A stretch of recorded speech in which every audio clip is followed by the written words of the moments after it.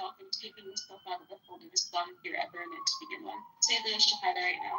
أشهد أن لا إله إلا الله وأن علي ولي الله. الله أكبر. Allah ma habibi, Allah ma habibi, Noor Sanayan, Ana Nili Bala Balaba. I Noor Sanayan. Why don't you like? You said I'm not a Muslim, and then you don't like that I'm a Shiite. Why is that? What's wrong with being Shiite? Because it sounds like shit. But it's better than a Sunni. That sounds like diarrhea, if you ask me. Alice, Boo, you do deserve much better than this. Hello? Hello? Hello? Hello? Hello? Hello? Hello? You say usually makes you laugh, but like the whole pretend you're female. Hello? Yeah. Yes, hello? Yeah, still breakup happening. Hello? Yeah.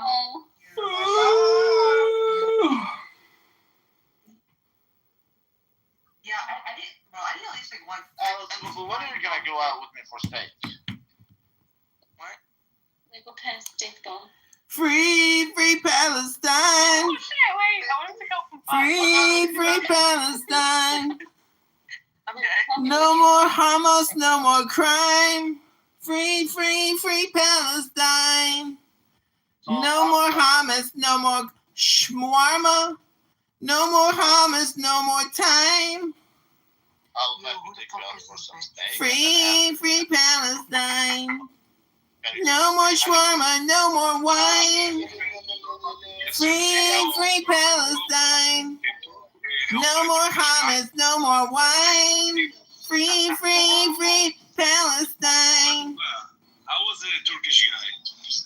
What But you were talking with me. Turkish guy. Free Palestine. No more Hamas, no more wine. Minty, are you American? Free Palestine. No more Hamas, no more wine. Free the hostages and kill all the Hamas swine. Alice, get rid of that. Free Palestine. No more Hamas, free the hostages. Free Palestine. No more hostages. Stop your whine. Free Palestine. Yeah, free Palestine, right? What up, my guys? Yo, 80s baby, what's up, dog? Yeah, but Palestine will never. Long time no see. It's only been a couple hours. How are you, my friend? I'm good, Habibi. How are you, Dr. 80s baby? Guess about you. That's 50,000. Very, very good, my friend. Gina. What's up, Alice? What's up? How are you? Mhm. How are you, Alice? Mm-hmm. Oh, sorry. I'm reading someone's bio. How are you? What are you reading? I'm good. I'm reading a bio. It's kind of interesting. Who's? You read my bio. Rabbi, I was wondering if we could do a Torah study sometime exclusively and I could cash app you or like become your patron or something. Can we do like an intimate Torah study? You're so good at Torah. Thank you, Dr. Rabbi, for consideration of making me a student in your Talmudic school. What now? What now? Oh, okay. Well, yeah, let me join too. I would like to join also, sir. What are you going to teach us in the And Torah? why don't you, I have one condition, Rabbi. If I join, 2 demands and 1 condition? comedian cannot be a part of this. He cannot join. Can I ask you, Alice, what you asked me He's for? gonna be real stressed. What am I hearing right now? The truth. You're on Oh, family. I know our family. No, honestly, like English words. But you're hanging around this faggot comedian, so. Free, free Palestine. No more Hamas, no more crime. Free, free Palestine. So annoying. No more Hamas, no more wine. Free, free Palestine. You keep bitching about it. No more Hamas, no more wine. Yes, shut up, man. Just shut the hell up, man. That shit, man. Out of respect for you, I didn't kick him. Like real shit. This nigga out. Real shit. Free, free Palestine. No more Hamas, no more wine. No, comedian. You gotta work on your. Free, free Palestine. It's kind of stale, my boy. No more Hamas, no more crime. God damn, I gotta get. He's hurting my ears, though. Free, free Palestine. Alright, I'm out. That shit crazy. Hello? Look at it. Hello? Hello? Do what now? What you say? Free, free Palestine. No more clown house, no more wine. You see, he's destroying your room, Alice. She finally kicked it. Everywhere. The most beautiful thing I've seen so far is going to Ephesus, the ancient city. That shit was incredible. And I have a theory that I'm like working on with like a book, but walking in a place where ancient civilization was once lived was amazing. Like everything was marble, not concrete. Like everything was fucking marble. Still, like walking on marble pathways that existed thousands and thousands of years ago is crazy. And it's like, how the fuck did this happen? How did they build this like big ass things? Like the columns, all of that, everything is marble. That shit crazy. I didn't see concrete unless they had to replace something with an earthquake ruined. Everything was still marble, and the Church of Mary was still there, so I got to visit that. I didn't get to visit the house of the Virgin Mary because her house was a little further away than where I was, and I was already tired because it was like a 4-hour walk around that whole place. But that was so beautiful, just to like walk where that civilization existed. But that was crazy. But yeah, I have been Dora the Explorer every freaking where. So if I come back because I'm in Izmir, I'm not in Istanbul, so I'm in Izmir. So if I ever come back here, I'll like know the lay of the land. I know how things work. I've taken the train. I've taken buses. I try to be a local as much as I can to really get the experience.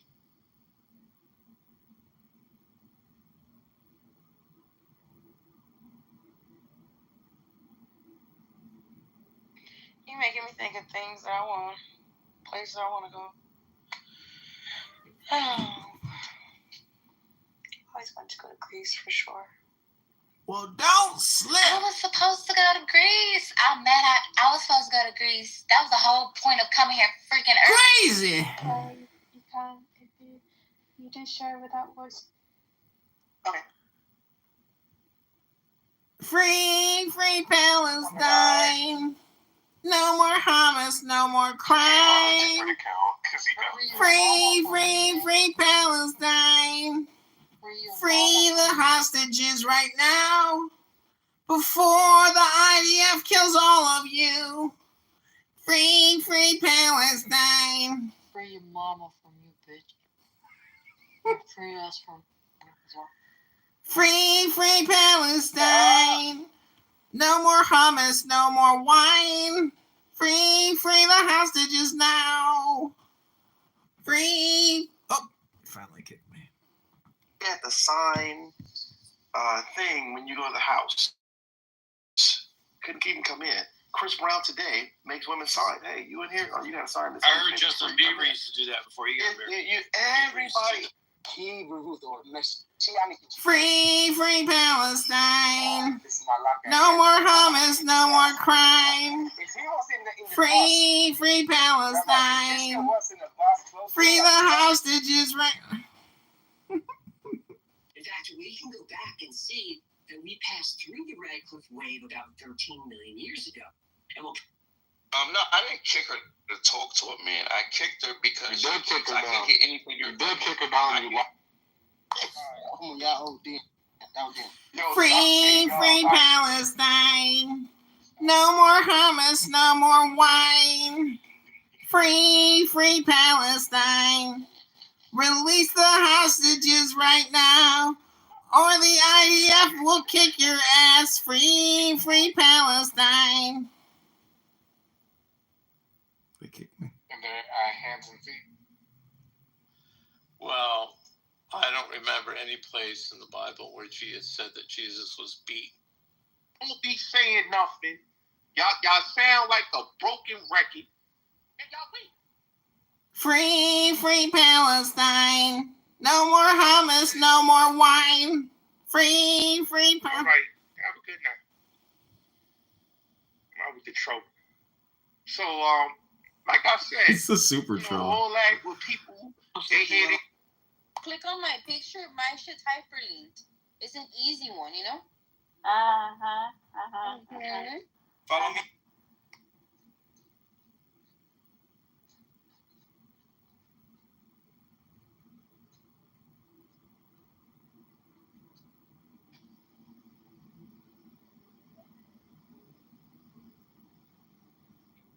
To the corner of your mouth. What that is?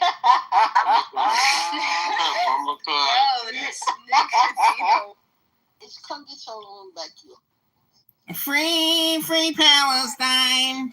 No more hummus, no more wine. Free Palestine. Free Palestine. No more hummus, no more crime.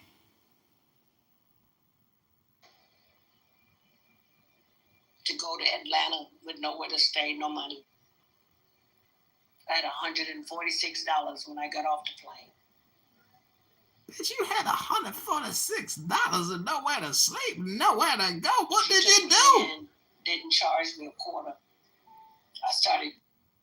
The Israelites learn it. You learn the Bible from a different perspective. So I'm not saying that I know the Bible more than you. What I'm saying is the overall points that you're going to make, I'm going to destroy. Now, if you want me to do it, I'll do it. I don't want K bitch. Like I said, back to the women. exactly So you the don't beach think a man man don't that- want to you talk don't to think you. a man that They don't handles want to talk to 42 you. You don't think a So man you that don't- can handle that's- 42 so that's- K so that's what I'm and saying, handle a bro, like, household? will This give is a what I'm man saying. You don't even work. Okay, so how much is your household make? I'm not talking to you, little nigga. I'm a little nigga, but you don't You're talking about very fantasy little money and fantasy bitches. Nah, no fantasies. We having a conversation. Everything fantasy, because I don't. You All don't right, have I ain't got to. time to talk to no sassy nigga, man. You don't have. Fuck yeah. What is it talking about, Dennis? Black women ain't out here murdering. Do you watch like true crime? The shit is white people shit. Nah, if we gonna have a realistic conversation, if we gonna have a realistic conversation, It ain't We're no gonna have a real- conversation. He supposed to be talking about white women and what they do, and he always flipping it on some black women. That's all he's and I agree with Mimi on that. But if we having a realistic conversation, most celebrities are not getting lined up by black women, not on this level. I've been on this planet for long enough to hear where y'all going, all this shit y'all talking about. I got you. I'll fall back. I won't speak on it. Just take them. So I'm always. Free Palestine.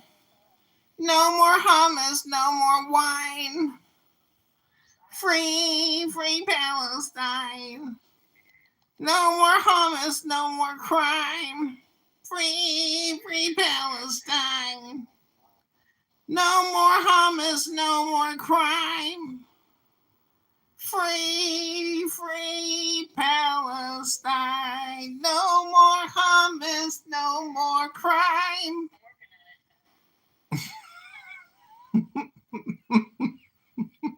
Street in Ghana. And it's Free, free Palestine. No more hummus, no more crime. Free, free, free Palestine. No more hummus, no more wine. Free, free. Oh my God. العربي نسيبه مثلا كنت ديك نزل قالي يعني anyway this is out of the topic okay لكن I thought it was the beginning of a questionable barbecue. I mean, it's clearly the fucking Texas humor is not any better than the fucking. You know that the brisket's the cheapest sports part of the cow. Yes. That's Johnson. It is. It's impressive because it's like it's a work of art what they managed to do with the fucking thing. It's like, you know, it's like taking fucking like weeds out of a fucking ditch on the side of the highway and making like an edible salad out of them. It's actually astonishing, but it still tastes like. It just won't make you throw up, and you can actually manage to swallow it. It's very impressive. Yeah, those sugar aids really fuck up U2's taste buds. June said you for sure you give those sugar aids too. There's no way that body type. Shut up. There's no way that body type doesn't have sugar aids. It's like the worst thing you could wish on somebody. Holy shit! I didn't wish it on you. I said you already had it. There's no relation between type 1 and type 2 sugar aids, Trey. So like. That's like being like, oh my god, it's like if you have herpes, then you both have fucking AIDS. Also, don't have either. So. Wait, so it's just fish that has the herpes? Only fish has herpes. I am astonishingly immune to fucking herpes simplex virus. 1/8 of the population, but it's only. It's like I couldn't have been immune to fucking my own immune system. Instead, I'm fucking immune to an annoying disease that doesn't really do anything to me. Well, I apparently have diabetes, according to Trey. There's no way you don't. Oh my god, Al. Do you get tired when you walk a long time? Oh, I run 3 miles a day. You don't get tired at the end?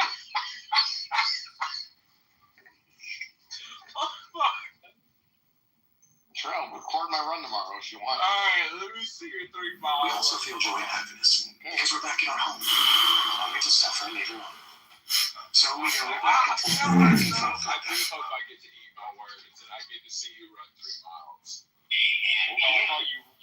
thought you wanted to show you the secret fucking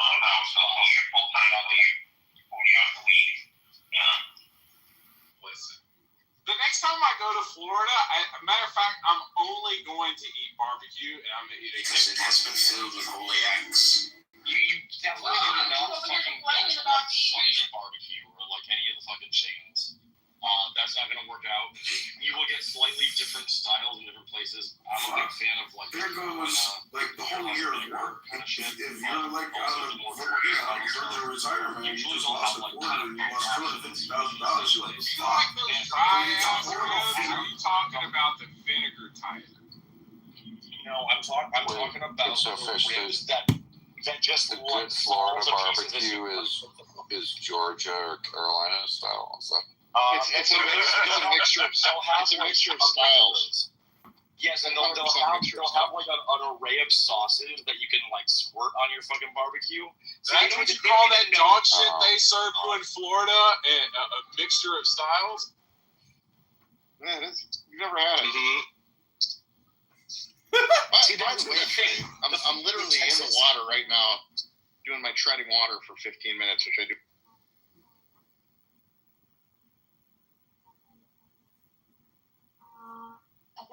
Free, free Palestine. No more hummus, no more crime. Free, free Palestine. No more hummus, no more wine. Free Palestine. Wait, can you sing it to music comedy, please? You want me to play the music, or are you gonna play the music? I'll play it. All right, Yalla, come on. Yalla, Habibi.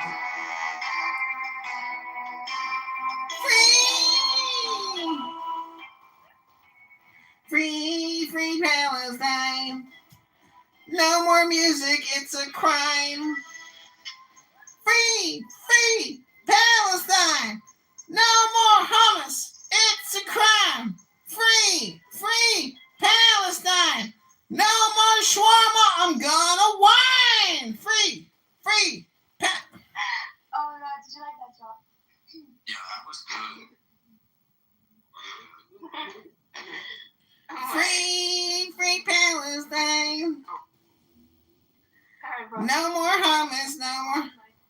I'm glad you're gonna go sleep. I'm gonna hear your fucking voice.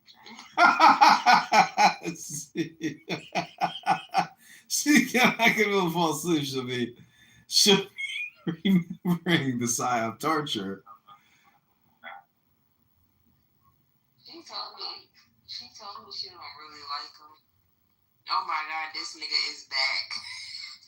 I know you ain't live on YouTube right now. It's about to be 2 in the morning, dude. Do you ever go to bed? I'm gonna let you come up. I'm gonna let you up for a little bit. We gotta get drunk.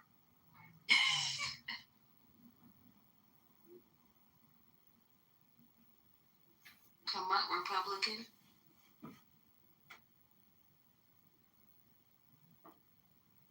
He probably talking shit in the goo on his line. Listening to us talking shit. I ain't gonna lie, that shit was so funny earlier when he came in and we joined that nigga live. He started laughing. That nigga started laughing. I sent you an invite.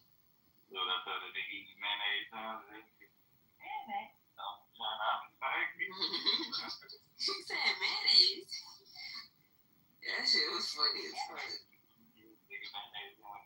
I didn't expect him to be, that much older though. Like, I know he was. That nigga old man. Like, he's live. He just put a link in the chat. Hey, you gonna stop putting me on your live for real? I'm not playing. I'm gonna sue you. I'm about to sue you. I'm gonna sue you. Don't bring him up here, real. I did, but he won't come up. I sent him 2 requests. He wanna know. He want us to come watch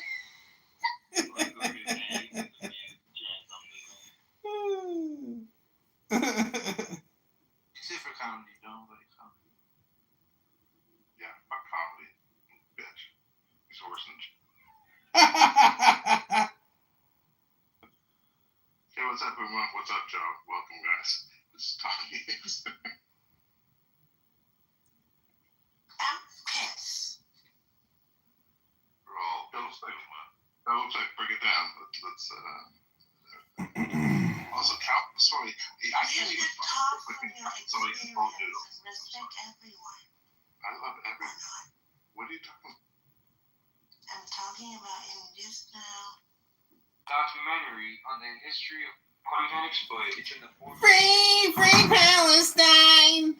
No more hummus, no more wine. Free Palestine. No more hummus, no more crime.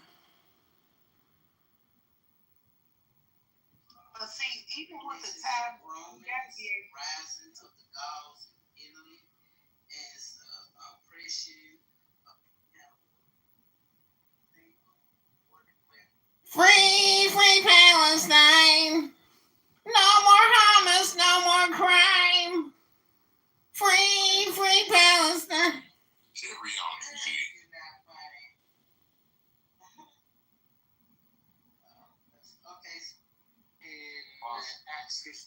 Free Palestine. No more hummus, no more crime.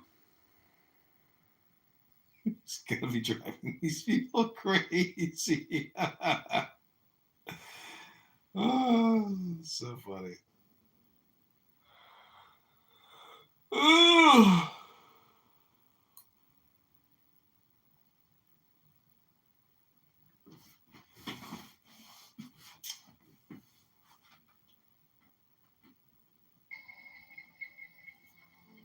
I have unlimited potential. Daraj. A brother. I now see greater potential in myself than I have ever seen. Preaching truth. Preaching truth. My skills and talents improve each and every day. I like this talk. Every action I take brings me closer to my dreams. He whose law is within himself walks in hiddenness. His action is influenced by approval or disapproval. He whose law is outside directs his. We're just gonna take this time to do a quick reset. Oh shit. Take a deep breath. Settle into a comfortable position. And allow yourself to relax completely. Relax completely now. Let go of any tension. And as you listen to these positive messages, allow them to gently speak to your subconscious mind. Trust that these words are planting seeds of peace and renewal. So when you wake up, you feel good, refreshed, inspired, and ready to embrace the new day with clarity and calm. If you're ready to dive deep into your transformation, visit the link pinned at the top of the page and check out the book Your Transformation section on my website so you can schedule a one-on-one session with me so we can create a personalized plan that aligns with your goals and your deepest desires. Let this process be a part of your ongoing transformation. Let's get it. You deserve to feel good now. You've been working hard. In ancient times, You've been doing an amazing job. to death in Job. He was able to release the cow. Everything that you dream of, everything that you desire, is coming true for you. But first, you gotta believe. You gotta know that everything that's in your heart is meant for you. And it's always been meant for you. Brother. Yeah. You've been removing yourself from toxic people. Toxicity. Goodbye. You've been removing yourself from toxic situations. Toxicity. Take And care. you're growing. You're shining. And that looks good on you. Oh, I'm glowing. Your heart is open. My heart is open. You are filled with love. I feel with love. You are filled with a sense of peace. A sense of calm. Start to match your love. And you know Joy now. that one day A Muslim. everything will fall right into place for you. The love that you've been giving out lately, it will not return unto you void. It's going to come back to you. Because you've been given, you're going to start receiving. Oh, yeah. And it's going to come back to you tenfold. Tenfold. Cloud seed. You are so amazing. Unbelievable. And can't nobody do it quite like you. Oh, my God. You are irreplaceable. You're irreplaceable. You bring something to the table that can't nobody else bring. Oh, my God. He's speaking the truth. You are so dope. I'm so dope. I'm so dope. You are amazing. You are amazing. And I'm thankful and I'm grateful for you.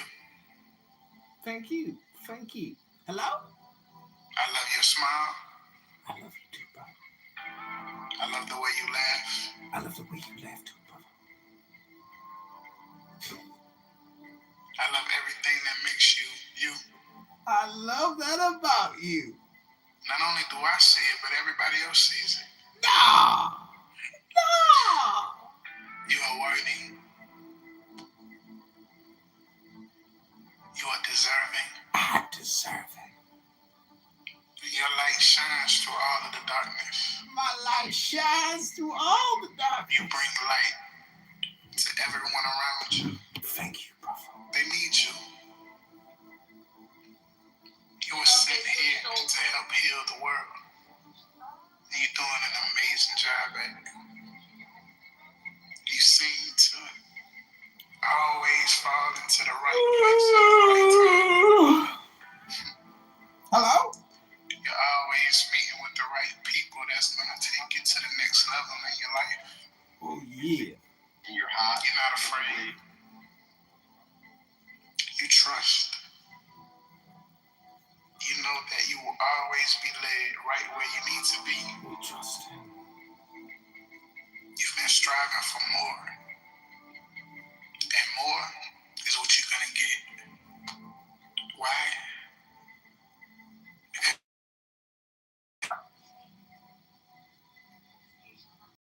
You've been eating better. Listening to a black man. You've been exercising. You've been treating your body right. Yeah. And sometimes you fall off, but you always get right back on it. And you're determined. You're determined to get it done, and you will.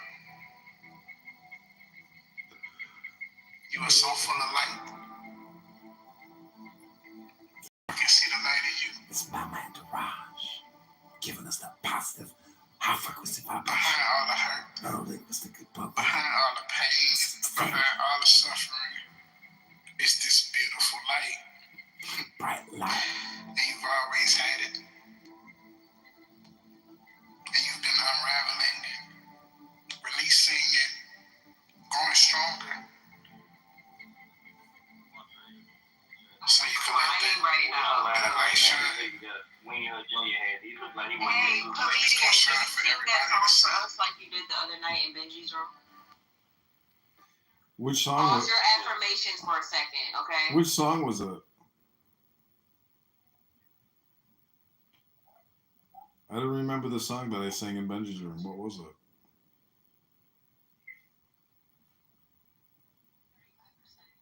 It was the one where you lift your head up off your head and put it back on. The bald head, I can't remember the song you sung in Benji's room, but it was funny as hell. Oh yeah, it was about Carmelo Anthony. Oh, you want to hear the Carmelo Anthony song? Yeah, go ahead.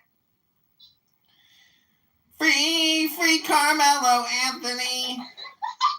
Free Carmelo. He did not commit a crime. He just didn't have the time. He stuck him with a knife because it was raining. He didn't want to get wet that day. So he said, fuck it, enjoy your life. I'm just doing my life. It's just my message. My name is Carmelo. I didn't want to have to kill, but they wanted me to leave the tent. But it waiting out and I get wet. My name is Carmelo Anthony. You can find me on GoFundMe. The name is Carmelo Anthony. I didn't want to have to kill that day, but they told me I'd have to slay. gonna lie with those songs. And got a piece straight button down. This is my next song on my album. It's called Free Palestine. Free Palestine. No more hummus, no more wine. Free Palestine. No more hummus, no more crime. Free Palestine. No more shawarma, it's a crime. Free Palestine. Free the hostages right now. Let them go, please, and we will blow you all up with a mine. Free, free Palestine. The next song is called High Frequency Positive Vibration.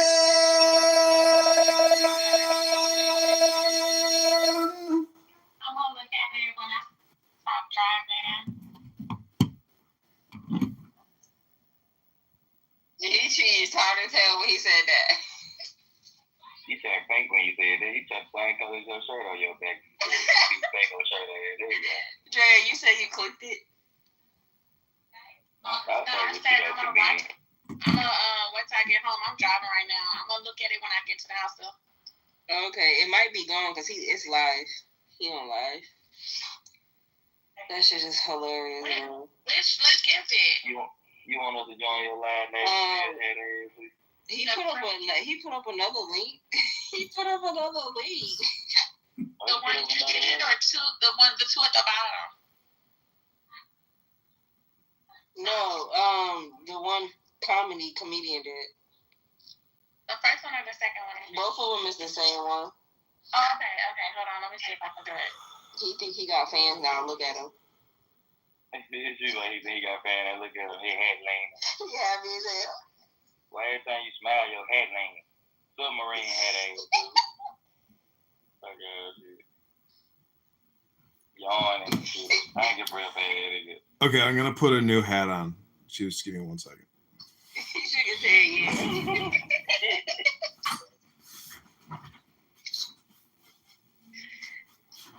Do we see you take? Oh, he took it off.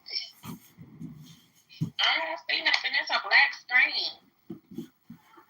Try the other way.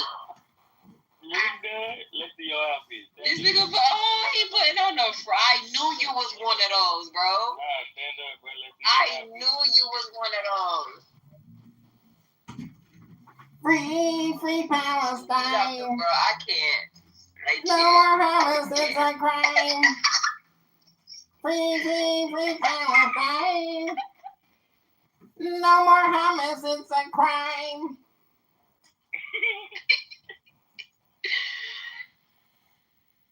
Oh shit! He wiggling the mask and shit. She's like he wiggling the mask. The bro gonna fall off, bro. You gotta calm down. Told you. I told you. I'm smart. Bro. Yeah, he took it all because he couldn't breathe.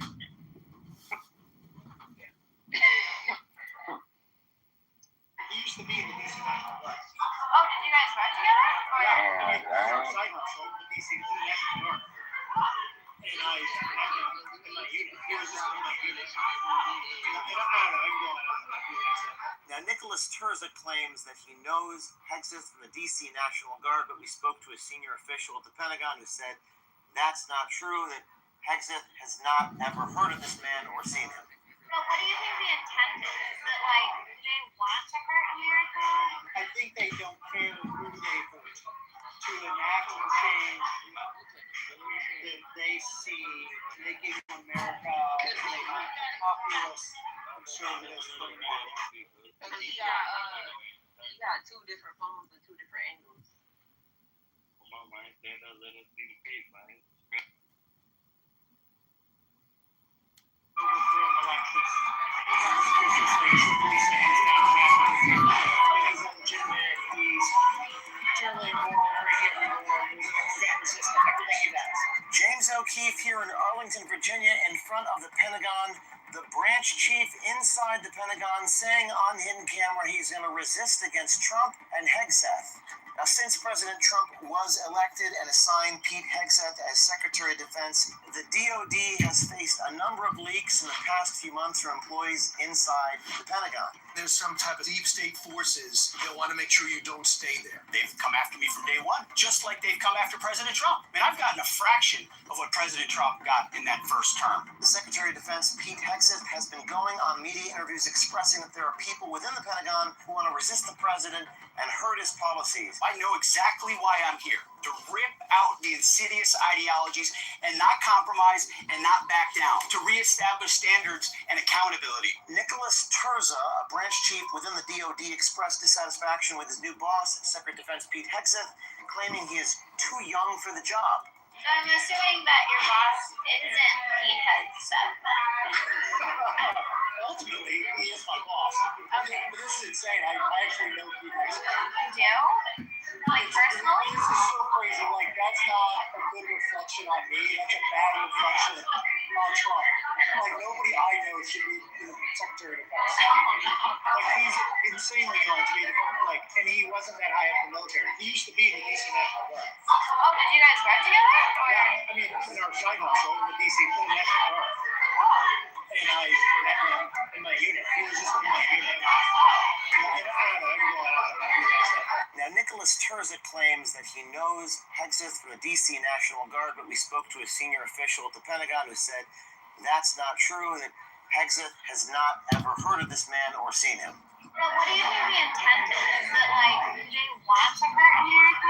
I think they don't care who they hurt to enact the change that they see making America a populist conservative framework, more traditional, even if that means being sexist or racist or chauvinist. Terza also saying on hidden camera he did not know he was being recorded, that Trump is an illegitimate president, an immoral dictator, and they plan to resist everything Trump does. The same guy who tried to overthrow an election is just like truly saying that he's illegitimate, he's totally immoral, breaking every law, losing the system, everything he does.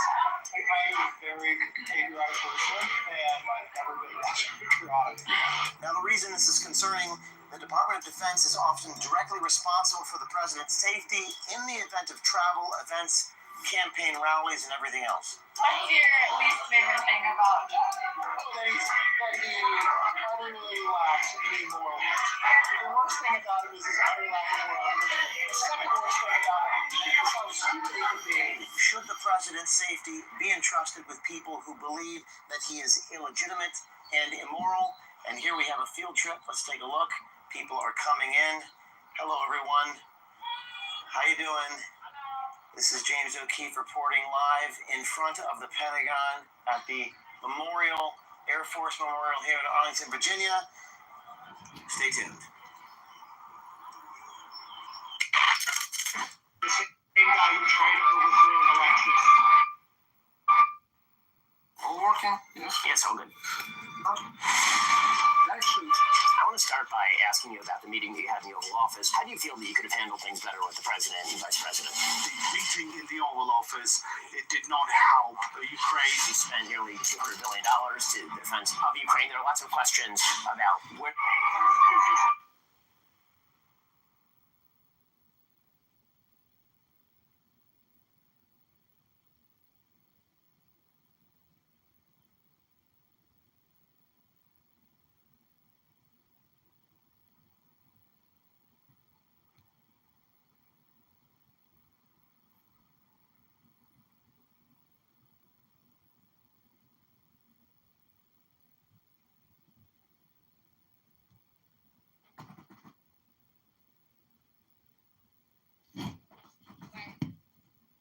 Oh, he's back. Free Palestine. Oh no. No more Hamas, it's a He crime. want his viewers back. Free Palestine. Here. Okay, hold on. No more shawarma should be a crime. I'm trying to Come on, man. 1 second, ball head. 1 second. Brilliantly bright, shining so white. It's such a light on my dome. The previous administration issued unlawful orders on mandatory vaccines on an experimental vaccine, COVID-19. You know it, we know it. We all know that the previous administration issued unlawful orders on mandatory vaccines on an experimental vaccine, COVID-19. You know it, we know it. We all know that the previous administration Hello? issued unlawful. Why you got other houses playing in the background? No, that's Pete Hegseth saying that they're going to investigate the vaccines. Do you want me to keep singing you the Free Palestine song, or are you looking for something spicier like Free Carmelo? You want some, you want the coma of some young guy? Who shot you?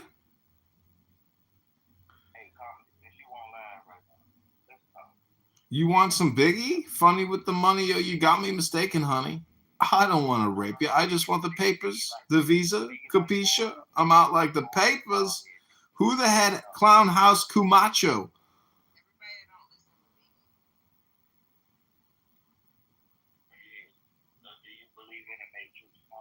The Matrix, yeah, every day I go to the gym and I work out on a treadmill called Matrix.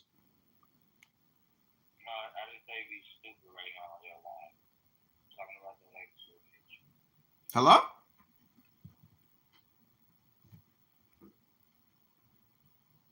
Hello. Under the direction, command, and authority of the Commander-in-Chief of the United States of America, CMAC will conduct rapid response audits of all Department of Defense combatant and joint commands. CMAC will act with direction from and coordination with the Office of the Secretary of Defense of the United States of America.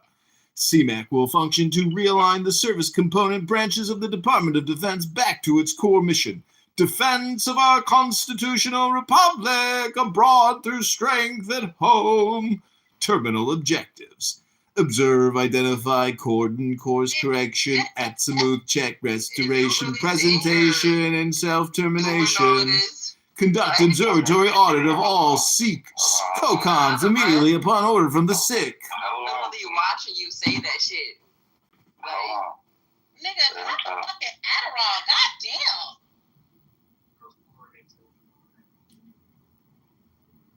he cheesing like a motherfucker in the video. He don't even know that we ain't listening to this shit on Blue Rock. Hello? Hello?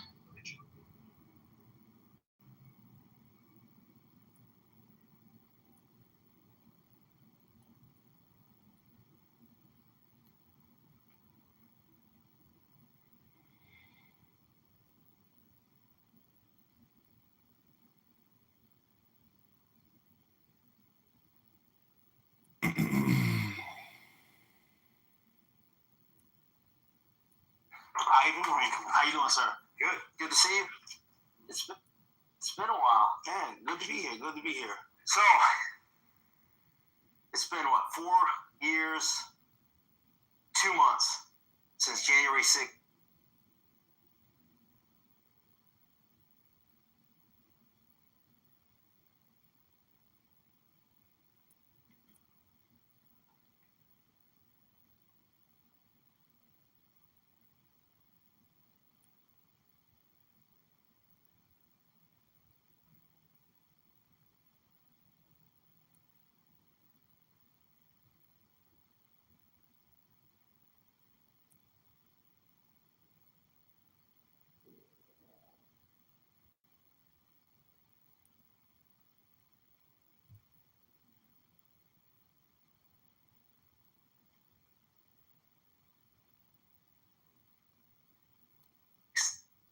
COVID-19. You know it. We know it. We all.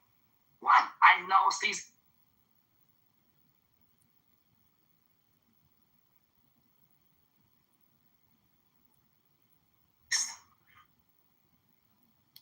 You probably missed a couple of days in there too, but yeah, it's been about that. So what brings us together? What do you think brings us together?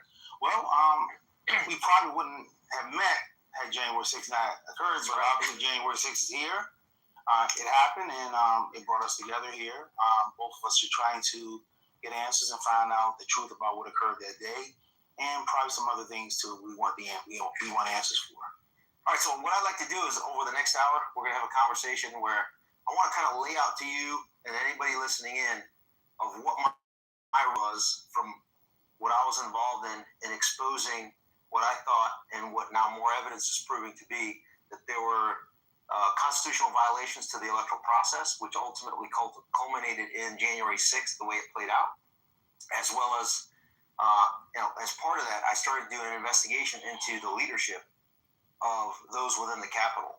And a lot of people don't realize that there's been a lot of talk about the weaponization over at the Department of Justice, the U.S. Attorney's Office, which is part of the Department of Justice, the courts that ruled in egregious manners that slap folks with, extended sentences that are well beyond what most people would consider as fair and just sentences. That part I don't want to discuss at all, because that's been addressed by many other people. The reason why you are probably the most important individual to interview to go into detail about January 6th is because you understand the decision-making process, the law enforcement component of a branch of government that has no responsibility, oversight, or does not have to respond to the courts in this situation or the DOJ, the executive branch. And a lot of people are going to think like, oh, well, Ivan's talking about nonsense here. And I think you're going to be able to help explain how the Capitol Police is a separate law enforcement entity, your jurisdictional authorities, and how things operate internally. And maybe we're going to get to specific names of those individuals that were involved in being on the other side of what occurred on January 6th. So we've all seen, the rioters, whatever you want to call them, rioters, election justice rally attendees, etc. You've done several interviews. This one I want to make sure that we really hit upon who are the key players and decision makers to determine, hey, are we going to have protection? How much protection are we going to have? Who do we protect? How do we protect them? And what are those relationships between the protectees, right? Yeah. So, is there anybody better to interview than you? It'd be tough to find somebody. All right. Being that you're it sounds like you're tied for being the most humble person in the history of humanity. I try to be humble. Let's ride then. Let's roll with the interview. So just to start, let's give a little bit of taste to people of your background, of why you are probably the best person to ask any question about the last quarter of a century, essentially, of U.S. Capitol Police. Well, in 1999, I started with the department, and I left the department in 2022. So I was a member of the Capitol Police for 23 and a half years. I've worked in various assignments. I got promoted to special agent, and that's under the Dignitary Protection Division.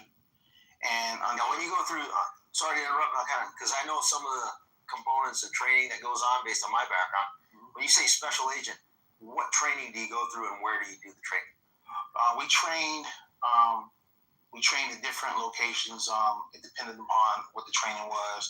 We had vehicle training. But to become a special agent. Yeah, you had to go through. It was a lot of book work to become a special agent. Classroom work. We had to attend special driving. And we had to, there are certain things you have to do that regular officers don't have to do. You have to travel, you have to fly a lot, so we have to have specialized training for how to fly while armed. So we had, it was a lot of different training courses we had to take to successfully complete the program to become a special agent for the Dignitary Protection Division under Protective Services Bureau of the Capitol Police. So I had to go over. Time out. You're going into areas that most people don't understand. So let's kind of break it down. Let's go into the legal framework of your authorities, right? So you have Title II U.S. Code, Chapter 29 talks about how the Congress authorized this entity known as the Capitol Police, right? Yes.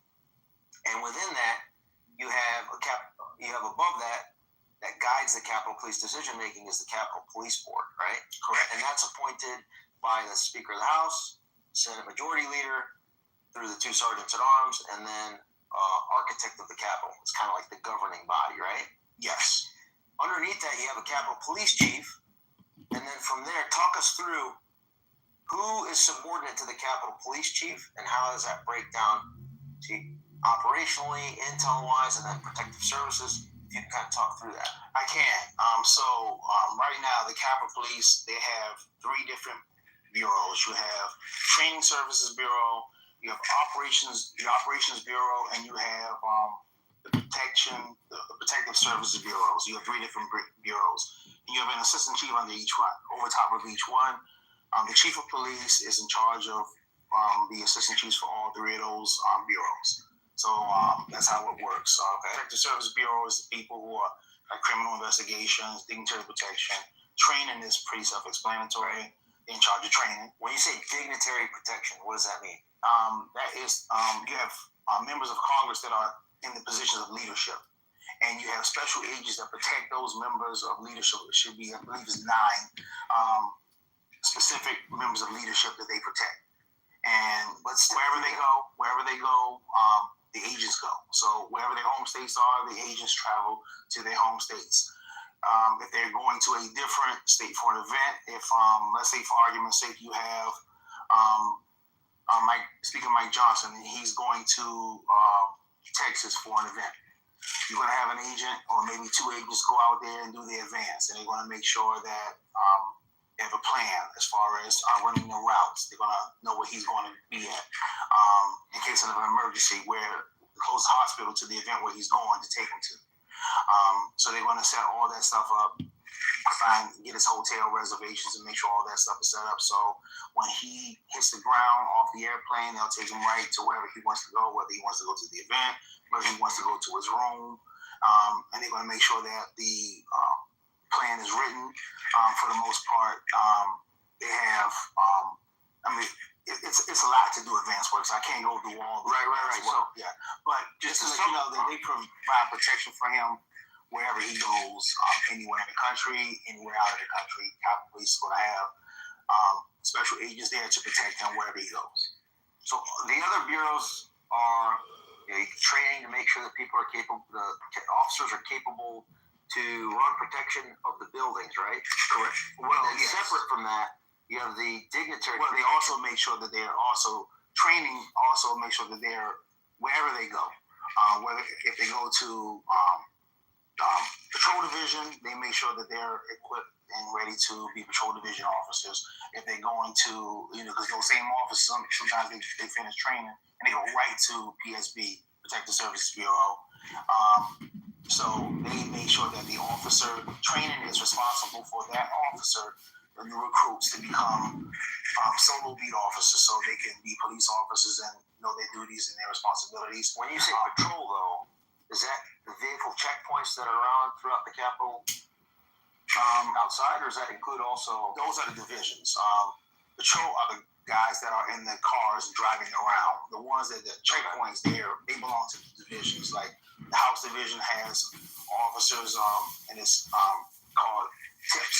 So they're out there and they're making sure that trucks and buses don't come through. So even though they're in cars, they're not patrol division. Those are officers assigned to the divisions. They have a specific job of not allowing certain vehicles to come through there. Okay.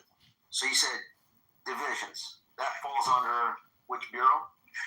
The divisions fall underneath the Operations Services Bureau. So Operations Services Bureau has certain divisions, and then you have, correct me if I'm wrong, you have the House Division? Yes. Which covers, what, the 5 House buildings? Yes, House, Cannon, the Rayburn, the Longworth Building. They take care of the O'Neill Building as well. They also take care of the Ford Building too. So that's what the House Division does. The Senate Division, they have the Russell Building, they have the Dirksen Building, they have the Hart Building, they have the Senate Daycare. That's their responsibility. They take care of that. It could have, there's a daycare, but they could have went to Patrol Division. Things changed, so I'm not 100% sure about that, and it's not right on the hill. You have the Patrol Division. You have the Library Congress Division, and they take care of the library buildings, and then you have the Patrol Division, and those are the ones that are driving around in cars. Now, who covers down on the Supreme Court? You have the Supreme Court is we don't actually do the Supreme Court. We're the library. The Supreme Court, they have their own police department. Yeah, so I know they have the marshals, Supreme Court marshals inside of the building, and then you have Supreme Court security. I think, but as far as I understand, is that under Title II U.S. Code Section 1979B, 67B, it lists that the grounds upon which the Supreme Court resides is part of U.S. Capitol Police's jurisdictional zone, but you guys don't touch that, right? Even though that may be in statute, you guys stay. For the most part, the Supreme Court, unless their chief calls out a chief, the Supreme Court typically does their own thing. We have assisted the Supreme Court in certain events. I've been on the scene where there were demonstrations and we've, assisted the Supreme Court. But for the most part, their side of the street, they take care of it. Outside of the street, they take care of it. Okay. Now you mentioned side of the street. Who has responsibility for the street itself? It would be in that vicinity. Patrol division, Capitol Police does. So does DC Metro have any play in that? No, if Metropolitan is over there and if they witness something, the Metropolitan is going to they can make a stop over there. So it's concurrent jurisdiction. Correct. Yeah. Okay. So Metropolitan is Metropolitan. So it's different when it comes to inside of the buildings. Metropolitan, they don't come in our buildings and make arrests inside of the buildings, but outside, Metropolitan, they can make traffic. Inside the building, you have unilateral authority. Inside no other law enforcement entity, executive branch, judiciary, they can't come in unless they get permission from that's one chief. Who gives the authorization? Yeah, that's 1%. Yeah, they don't have any law enforcement jurisdiction. They don't. The Metropolitan Police, they don't do any police work inside of our buildings. We take it. We take that. Now, if there was certain crimes, if there was a murder inside of one of the buildings on Capitol grounds, the Metropolitan would take that because they are the primary investigatory agency for any homicides in DC. The Capitol Police will be a secondary. So I'm sure that they get into. Is that what occurred with? Well, Ashley Babbitt, Metropolitan was the primary law enforcement agency that was doing the investigation. Okay. So we're going into the kind of structure. So we got the Capitol Police Chief at the top. You have the 3 bureaus. Yes. Training Bureau. So we're not going to cover that. It's self-explanatory. You got the Operations Bureau, which we talked about. The Library of Congress Division, House Division, Senate Division, and there's also Capitol Division. The Capitol Division, of course, that's the other one, and SOD, which is Patrol Division. Okay. Yeah, so Special Operations Division. So that's what they have. So there's 5 divisions. So it's 5 divisions. Okay. And you worked primarily in which of those divisions? The Capitol Division. So the Capitol Division. Capitol Division is where I spent most of my career in the Capitol. And what does that cover? The Capitol and the Capitol grounds and the CVC. Okay, so for people that the Capitol first time I ever heard of the Capitol Visitor Center. The Capitol meaning the actual Capitol chamber, the Senate and the House, correct, and the rotunda, yes. The Capitol Visitor Center underneath. And that is essentially, and that does not include what we just talked about, the Senate buildings, office buildings, the House office buildings, nope, or the Library of Congress. That's separate, just that one building. Correct. Okay. And the grounds outside. And the grounds outside of it. Yes. Everything on the Capitol Square is Capitol Division. And to include the CVC. Okay, Capitol Visitor Center. Got it. Now going back to Protective Services Bureau. Yes. That's the 3rd Bureau, right? It's a separate bureau? Yes. At the same level as the other ones, right? Correct. That's the level of importance it has. Mm-hmm. And you said it's headed up by an assistant Capitol Police Chief? Correct. And you said 9 individuals, you think, 8 or 9 or so? I think it's 9. Are protected. So essentially for a layperson, what you describe them as being is the congressional leadership's own Secret Service detail. You said it perfectly. Right? Yes. So let's step through. Speaker of the House, you mentioned, is one position that receives that protection. Can you talk us through which President Pro Tem in the Senate, Senate Majority Leader, Senate Minority Leader, that's 3. What about when the Vice President comes in and becomes the President of the Senate? Do they fall under dignitary protection as well? No. Or do you completely delegate that out to the Secret Service? That's Secret in Service. chambers. That's Secret Service. So they don't, but don't they have to fall under and coordinate? No, well, whenever anybody comes to, that's an executive position, executive branch position. So when they come in, we still put protection on them on that day when they're coming in, but that's not one of our regular assignments. We have it's just a one-off whenever they're in Yes. the chambers, right? So that might be the fourth one, right? I got to go back and look at all And nine. then on the House side, like you said, Speaker of the Speaker of the House, House, Majority Leader, Minority Leader. the Majority Whip, the Minority Whip. So that's 5. So I think it's 5 on the that's Senate. the 9 right Yeah, there. I think that's the 9. So 5 on the House and then 4 on Four on the the Senate. Senate. Yeah. So I'm gonna go with that for now. Yeah. This is important to understand that those 9 individuals, whoever they are, right? The key ones I want to talk about is Speaker of the House, Senate Majority Leader, President of the Senate, right? Or pro tem. Those are the key individuals that have their own separate protective detail. Correct. And they're U.S. Capitol police officers 100%. inside of the Dignitary Protection Division. Correct. And you probably know all those people, Yes. right? Because you spent 23 years. Well, in the turnover is so great now. They got so many new officers there now. I don't know a lot of the new Well, let's go back to January 6th. Could you name off at least a couple of them that were regulars? A couple of the officers. Yeah. I'll probably name some. But I won't do it here on No, camera. but I'm just saying, if you were asked, like, you'd be like, oh yeah, this person. Yeah, I can say, for the most part. That's the level of knowledge and understanding of the entire force you have compared to anyone else. Well, I've been there a long time, and like I said, they had a lot of, because the threat levels went up, so they had a lot of new officers they hired to put on those teams. Like the guys who were there for 20, 30 years, I know those guys. Right, and so those guys, back to what you said, when they travel. So not only are they protecting the leadership at the House, at the Senate, or I should say the Capitol, because you were Capitol Division, so you would probably... What's that? Yeah, since you were Capitol Division, I'm just internalizing what we've discussed so far. You had to interact and liaise or coordinate, synchronize, deconflict when leadership was coming through, because you were also, right? Well, not really. I didn't have to do that because leadership, they could bring their people. It's Capitol, so they can walk in. They didn't have to announce when the speaker was coming in to me because they would tell their team members that the speaker was coming in if they were dropping them off, and then the agents would be down the stairs wherever they were going to be dropped off at, and the guy would walk them up. So, but they didn't have to coordinate that with me. They coordinated that with their team members. Okay, but I think the biggest point here is though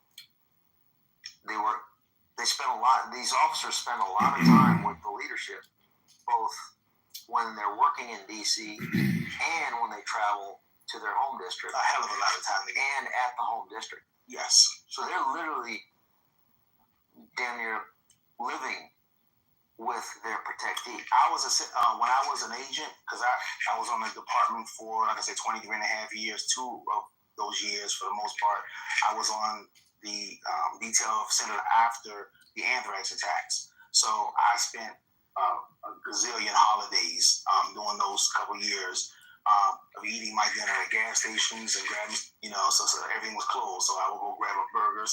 It was a gas station that made hamburgers, so I would go there and go get something to eat. So I spent a lot of time. So would it be fair to say, not specifically these, but would it be fair to say that any of these dignitary protection officers that have been in their position for quite some time, they know intimately their protectee, their family, their pattern of life, pretty much everything that they do? 100%. They're in the cars, phone calls. They're in the cars. They witness the arguments between some of the members and their spouses. They're in the car. They hear everything. They hear everything. They hear everything. Let me say that again. They hear everything. They do. So if for example, I'm not saying that there was or wasn't, say for example there was a transgression that may have taken place, those officers probably witnessed it. Yes, and then they would probably highly likely.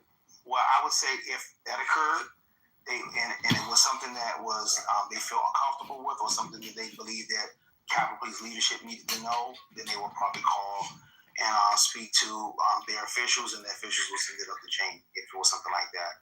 Now, what if it was a transgression that was conducted and committed hypothetically by the protectee?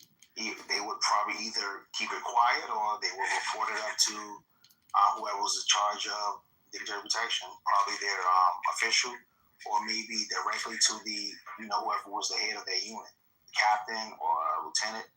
It would all depend upon the agent. Let's say hypothetically, a Speaker of the House, I'm not naming names, just structurally, right, organizationally, a Speaker of the House were to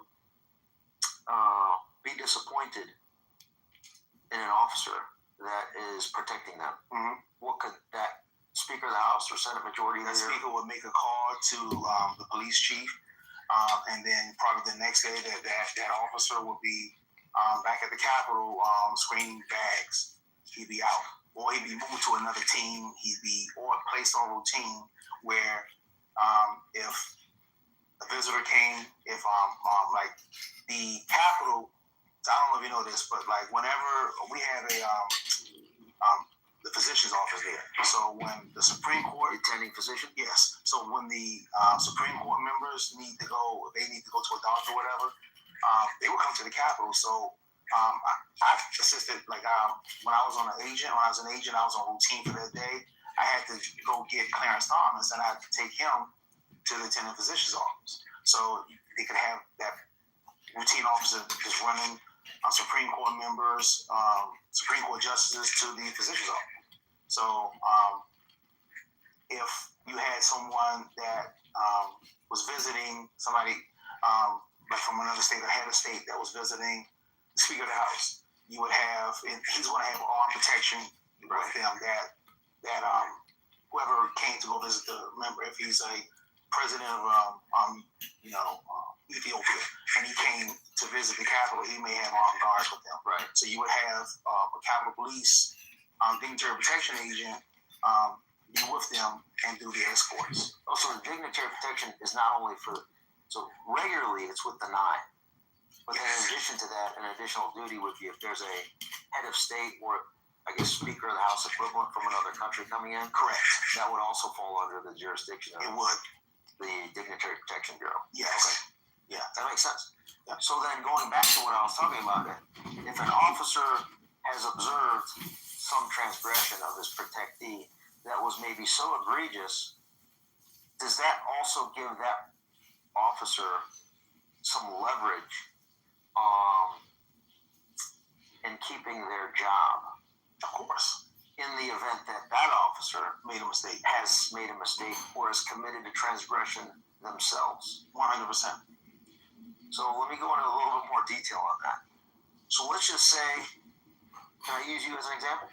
Use me. Let's just say Tarek Johnson is observing a Speaker of the House doing a naughty thing. But Tarek Johnson also did a naughty thing. Let's just call both naughty things totally illegal, that everyone would deem to be illegal. Does anything happen to either of you in that situation? How would it? I'm not going to tell them myself. The member of Congress is not going to tell them themselves. I'm not going to tell them the member of Congress because that member of Congress knows what I did, or vice versa. The member of Congress is not going to tell on me. If the member of Congress didn't witness my situation, but I witnessed, his or hers, and I say, hey, I messed up bad. I got a DUI last night. I need some help. Could that person go to the member of Congress and ask them for help? Of course. Okay, so then, wait. A lot of people are going to watch this are going to ask the question, to include me. Wait, you're telling me that the DC Metro can't do anything about that? Well, it depends. If these transgressions, illegalities occurred inside of the Capitol. I mean, you say well, first of all, how would they know about it? Because you don't have many DC Metro police officers patrolling the Capitol. So how would they know? They're not there. What about the FBI? How come they can't investigate this? FBI's not walking around in our buildings with guns. Well, what about DHS? Them neither. The Capitol Police is the primary law enforcement agency for the Capitol. Period. So that makes my point. And you know where I'm going. I know exactly what you're saying. So if you have, you name it, and I'm going to go into areas that maybe is a little uncomfortable. Let's just say you mentioned it first. So if there's a Capitol Police officer that commits an act that results in a death, and that Capitol police officer has a little bit of knowledge and of transgressions of those that would investigate that officer, internal affairs or something like that, right? You guys have a what? Well, if it's a death in Washington, D.C., the metropolitan, it wouldn't be Capitol Police at all. Capitol Police may have a secondary role, but they wouldn't have the primary. What if the Speaker of the House and the Senate Majority Leader they can't do didn't that. want? They can't do that. Yeah, if there was a murder or a homicide on Capitol grounds, metropolitan is theirs. So they, even the Capitol Police or The Speaker can't overrule that? No. Senate Majority Leader? No. You laid out the whole structure of the Capitol, the jurisdictional responsibility. You talked about the House building, the Senate buildings, the Capitol, the Library of Congress, etc., the daycare center even. A couple of things that I don't think anybody's ever discussed is, under what jurisdiction does the headquarters office of U.S. Capitol Police fall under? Senate Division. Senate Division? Yeah. And then what about the U.S. Capitol Police office that is just across the street from the DNC? You talking about the Fairchild building? Yes. We don't. That's not included. We don't. We have offices in that building, but they have a security contract. That building, the Fairchild building, has a security contract with another agency. Because that's where the training division is, right? No. The Fairchild building is we have our HR there. We have so the support staff. It's the support staff there. Facilities is there. We have our badging offices there. Okay. But no, we don't police that building at all. Okay. Now, Patrol Division headquarters is there, but like I said, we don't police that. They have a guard at the gate, right at the door when you walk in, and he'll take the name of visitors as they walk in. They know Capitol Police when they have their badges. Right. But no, we don't police that. Okay, that's good to know. Now, across the street is the DNC, and that is within U.S. Capitol Police Patrol. They also have, as well as the RNC. They also have their own. And the Capitol Hill Club. We don't. They have their own private. Inside of the buildings. But what about outside the building? I've seen private contractors standing outside of those buildings. Is that within the U.S. Capitol Police's jurisdiction zone? It is within the jurisdiction. EJZ. I said the jurisdiction. Yes, 100%. Yes. But the primary, like I said, like that building, that's not ours. That's theirs. That's private contractors have that building. Okay. So what I'm getting at, I did a video a couple weeks ago when I was out in the Capitol area, and the way I understand is that at the Capitol Hill Club and the RNC, which are adjacent buildings next to each other, just south of the Library of Congress, a little catty corner from Cannon Building.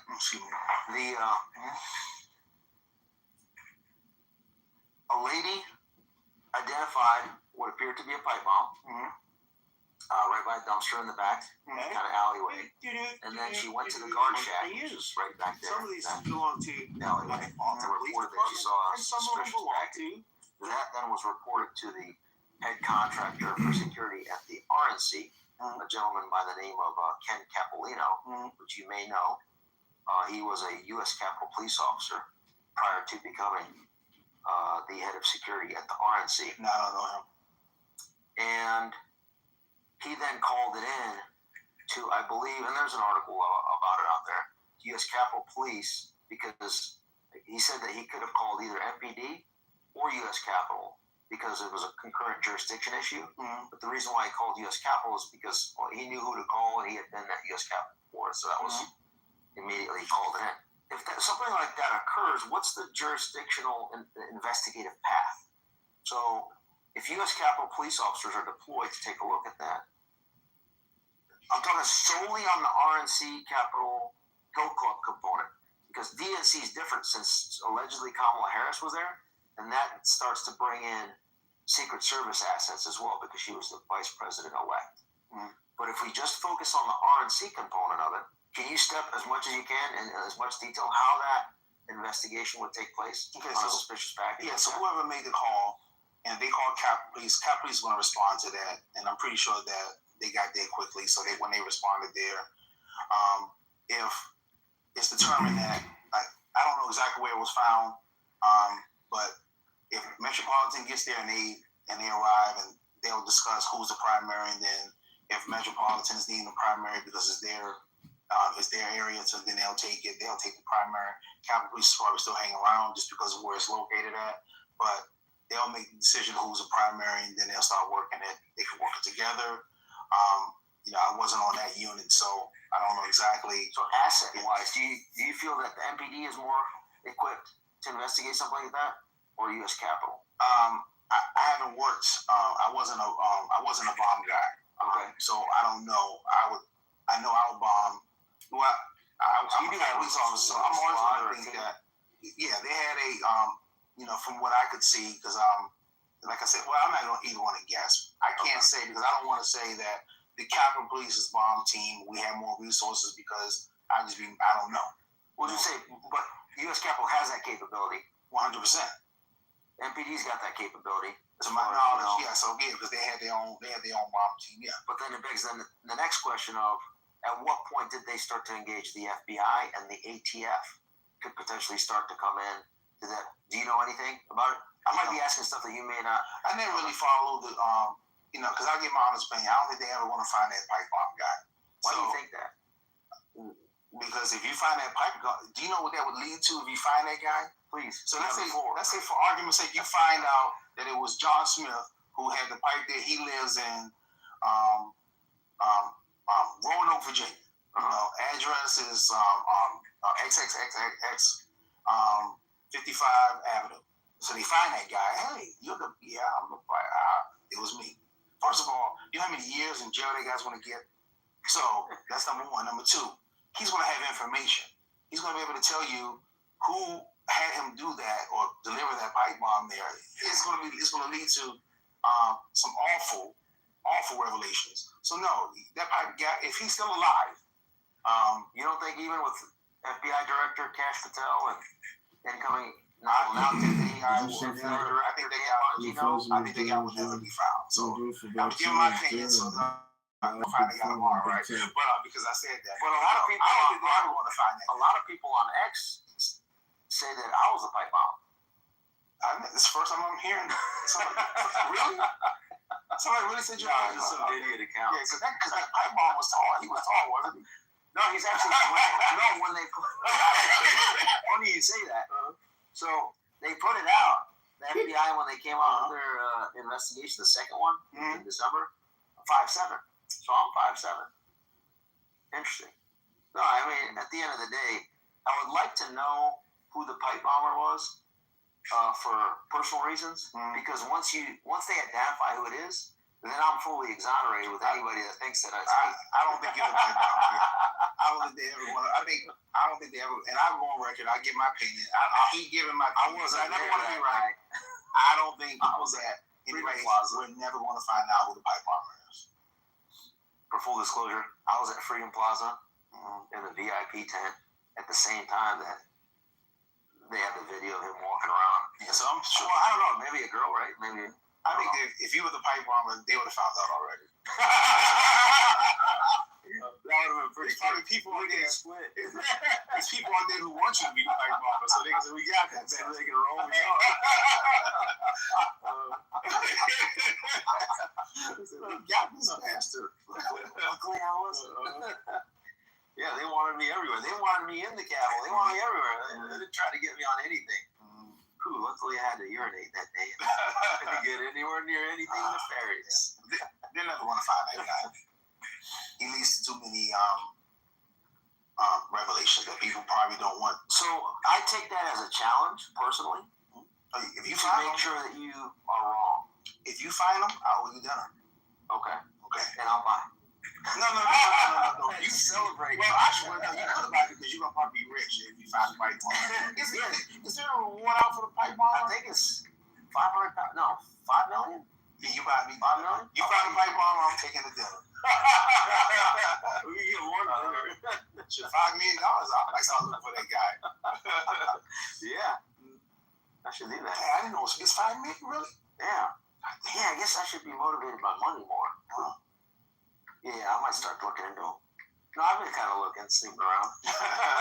More than most. All right, so back to the situation at hand here. So you don't know much about who responded to within the force? Because, I mean, you guys talked a little bit, right, internally? No. I know some people who responded. I'm not going to put their names out. And I talked to some of the people or some people that were connected to those people. So I know some people were responded.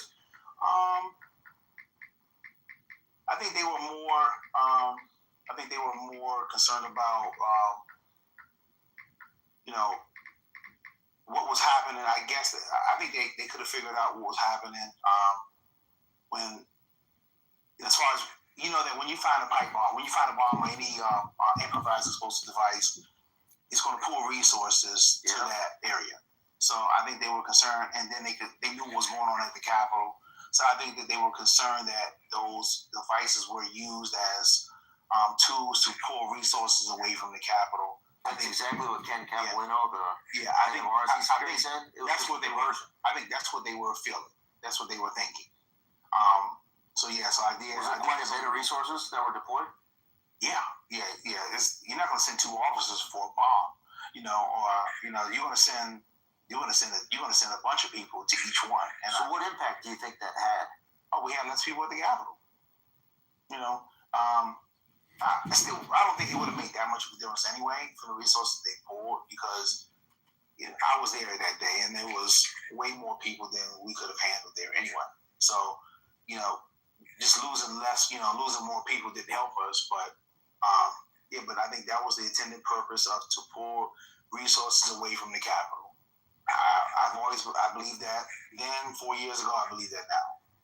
And that made the Capitol more vulnerable, susceptible for. I think the Capitol was vulnerable when you had 2 high-ranking commanders who withheld intel from Chief Stephen Son that made it impossible to give the Capitol the protection they needed on that day. Who were the 2? Well, we know that one was I knew early on Yogananda Pittman had intel that was going to basically occur that day. And then I found out later that Sean Gallagher had the same information, and neither one of them disclosed that information to Chief Stephen Son when he was trying to articulate the need for the National Guard to Irving, who was the House Sergeant at Arms, and then Michael Stenger, who was the Senate Sergeant at Arms. And they both told him he couldn't articulate the need of the National Guard being there because the evidence or the intelligence that he had didn't support the National Guard needing to be on Capitol Hill. So Pittman and Gallagher had it the entire time. Pittman was she was the assistant chief of the Protective Services Bureau at that time, and Sean Gallagher was with them. They had the information that got filtered to them, and they were supposed to give it to, at the very least, Stephen Son, and they should have given it also to Chad Thomas, who was the chief of the Operations Bureau, and they never made it to. There's some names that I think at this point, if anybody's been following your work, everyone knows who Yogananda Pittman is. Everyone knows who Yogananda Pittman is. I think they got it seared in their brain.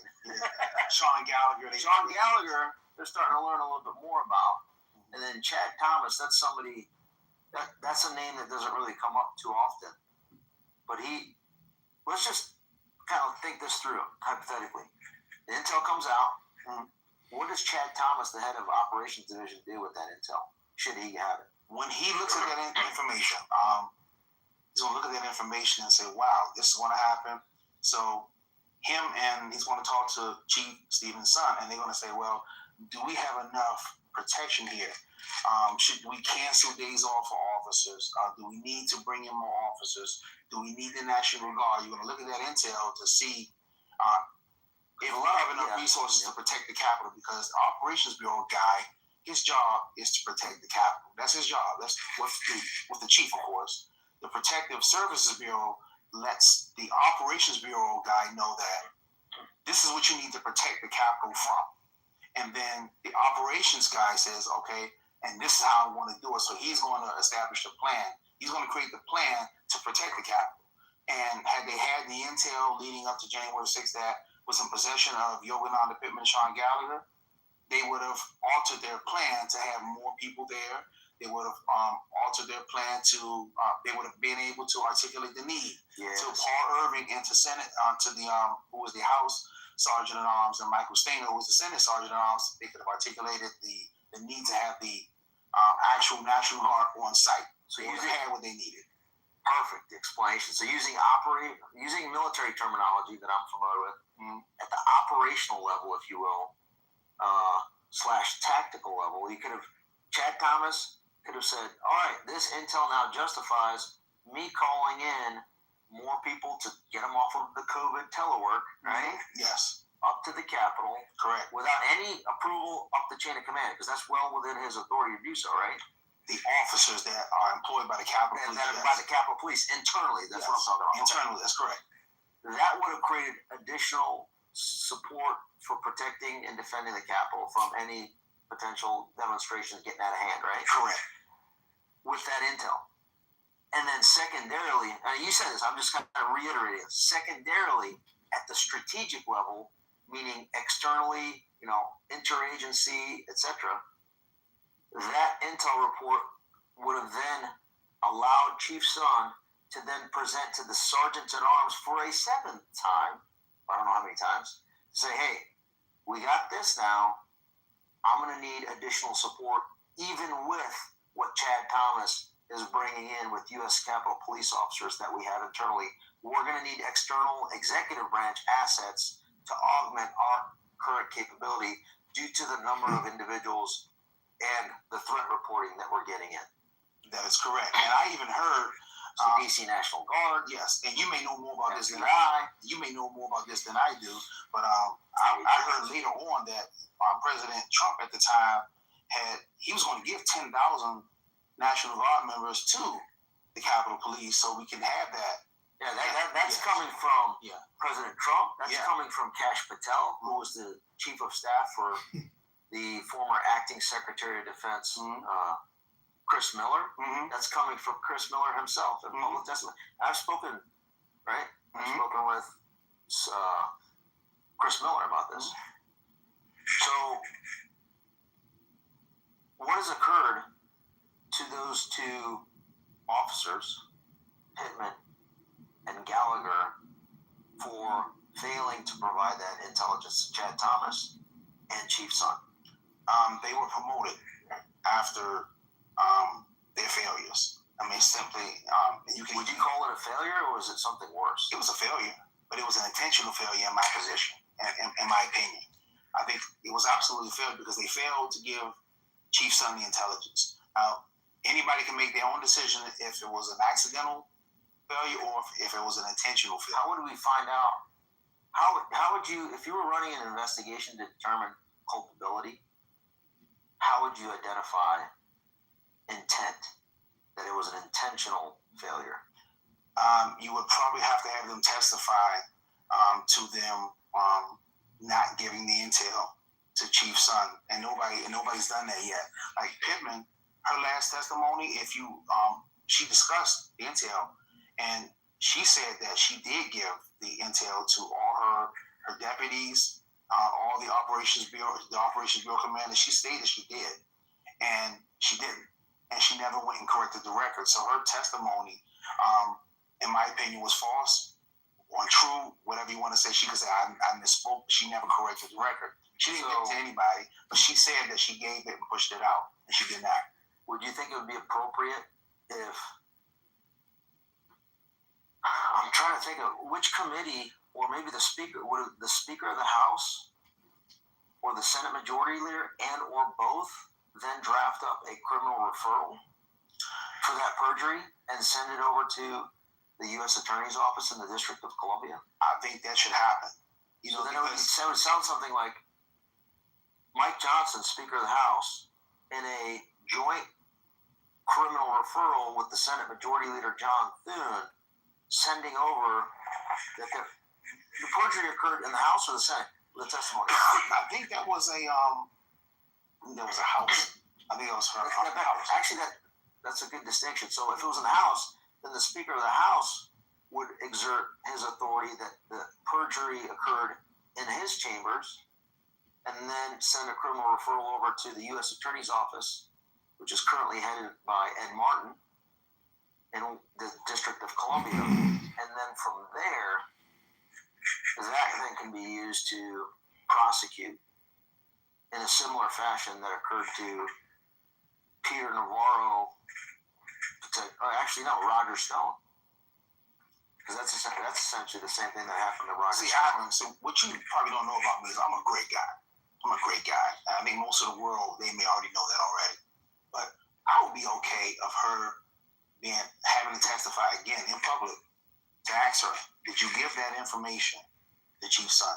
Did you give that information to Chad Thomas? Did you have that information? And then bring in Chad Thomas to testify, because I don't think he's ever testified. No, he has not. You bring in Chad Thomas, you have him testify, ask him if he received it. You had deputy chiefs too that would have had to get that information. Jeffrey Pickett, Eric Waldo. Can't even think of all the deputy chiefs right now, but you had other chiefs that were working there who she said she gave that information to. And then her subordinates, I guess, were the ones that put together that intel report, right? Correct. They came out of her shop. Julie Farnham, I think. Julie Farnham would have had that. Did she? But I think that they pushed it up and told Pittman and Gallagher everything. And then nothing leaves that bureau unless Pittman approves it. They can't just start sending stuff out. So, the intel people knew what happened, right? So, and they pushed it up. They can't just start sending the chief emails directly. Right, because it has to go up. So Pittman and Gallagher are going to get it. Pittman can make the argument that I would have had Gallagher do it. Gallagher could have said Pittman, but it would have been one of those two.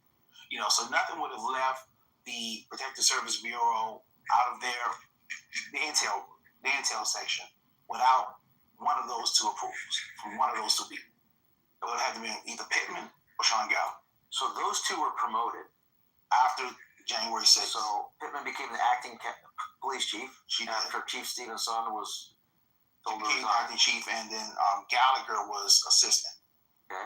He was acting assistant chief. What happened to those that did not receive the intel? Son was immediately fired, and apparently I heard that. Now this is what I heard. I heard that Chad Thomas came into the building one day, and he was driving his car, parked. He was coming in, and they had some people, officers, meet him at the door, and they took his badge, and because he had a department vehicle, and they drove him home. So they basically fired him. And then when he came to retire, right, because he had over 25 years, right, Capitol Police said, no, you're not retiring. He was like, what? I can retire. And the Capitol Police says, well, you can't retire, but we don't have to process it, because to retire from a federal agency, even if you meet all the requirements, the federal agency that you work for, they have to process it. So Chad Thomas was under that age. So if you're 50 years old, anything under 57, your agency has to process your retirement. And the Capitol Police said, we're not going to process it. What are you going to do? You can't go to OPM. The Capitol Police is not going to process it. They're not going to process it. Huh? Who said that? It would be, as far as who said that they wouldn't process it? Chad Thomas. I heard it was the General Counsel for the Capitol Police, and his name is Tad DeBias. So I heard Thomas Aquinas DeBias. That's how you. That's DIBIASE. I called him Tad. So I heard it was He goes by Tad. Yeah, he goes by Tad. So I heard it was him, and he broke it down to Chad Thomas. That hey, listen, Is this the first time you're saying this publicly? Yeah. I think this is the first time I said this publicly. I don't remember saying it before, but I'm saying Take note, folks that are listening. So I was say that again. So, and I'll say it again. So Tad Thomas, I'm hearing Tad DeBias broke it down and said, listen, we're not going to. I said, I can't. I wasn't in the room, so I can only go by what I heard. So, but a very credible source told you this? Pretty damn credible. Yeah. So, and it was not Chad Thomas. So if Chad Thomas was forced to sign the NDA, he did not break it, because I have not had any conversation with Chad Thomas. So anyway, so getting back to I interrupted. Say that part again. NDA what? I said if Chad Thomas, and I heard that he was forced to sign the NDA, but let me get to that part, so I'm skipping over this. So this is what I'm hearing. So after Tad DeBias broke it down to him, said, listen, we're not going to process your retirement. And then Chad Thomas was like, I met my requirement. I did my 25 years. I had my 20. I got everything. So you have to process my retirement. And it was like, we don't. How are you going to make us process it? Because this is the thing. Now, you can process, you can have your OPM do it, right? But they won't even talk to you until you're 57. Right. So then you get nothing until for those years, you got to wait. You got to wait. So your agency has to process it, right? And so what I'm hearing Tad said, no, we're not going to process your retirement, right? So then Chad was trying to make the argument, you have to do it. And then he says, oh, I can sue. And then he says, you can sue, and you'll probably win. But you're going to have to spend about $200,000 to do it, and it may take you years. Or you can sign this NDA, and you won't speak about the events of January 6th, and then we'll go ahead and process your retirement. And I heard he folded. He signed that NDA. So he can't speak about the events of January 6th unless he's submitted. As per Tad DeBias. That's what I heard. It was Tad DeBias who led this.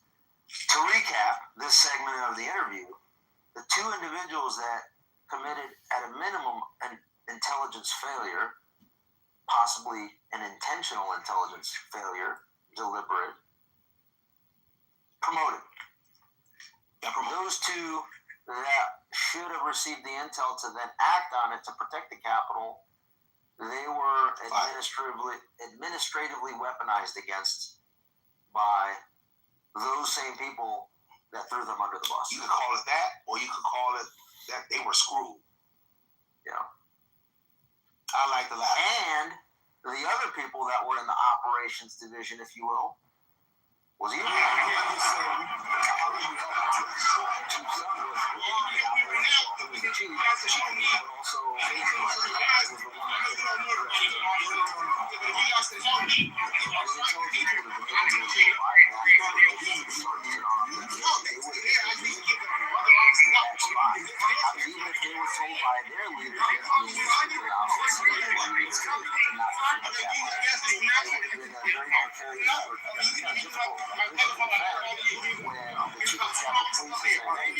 got this. So if you refuse external support, you're now going to be on the hook.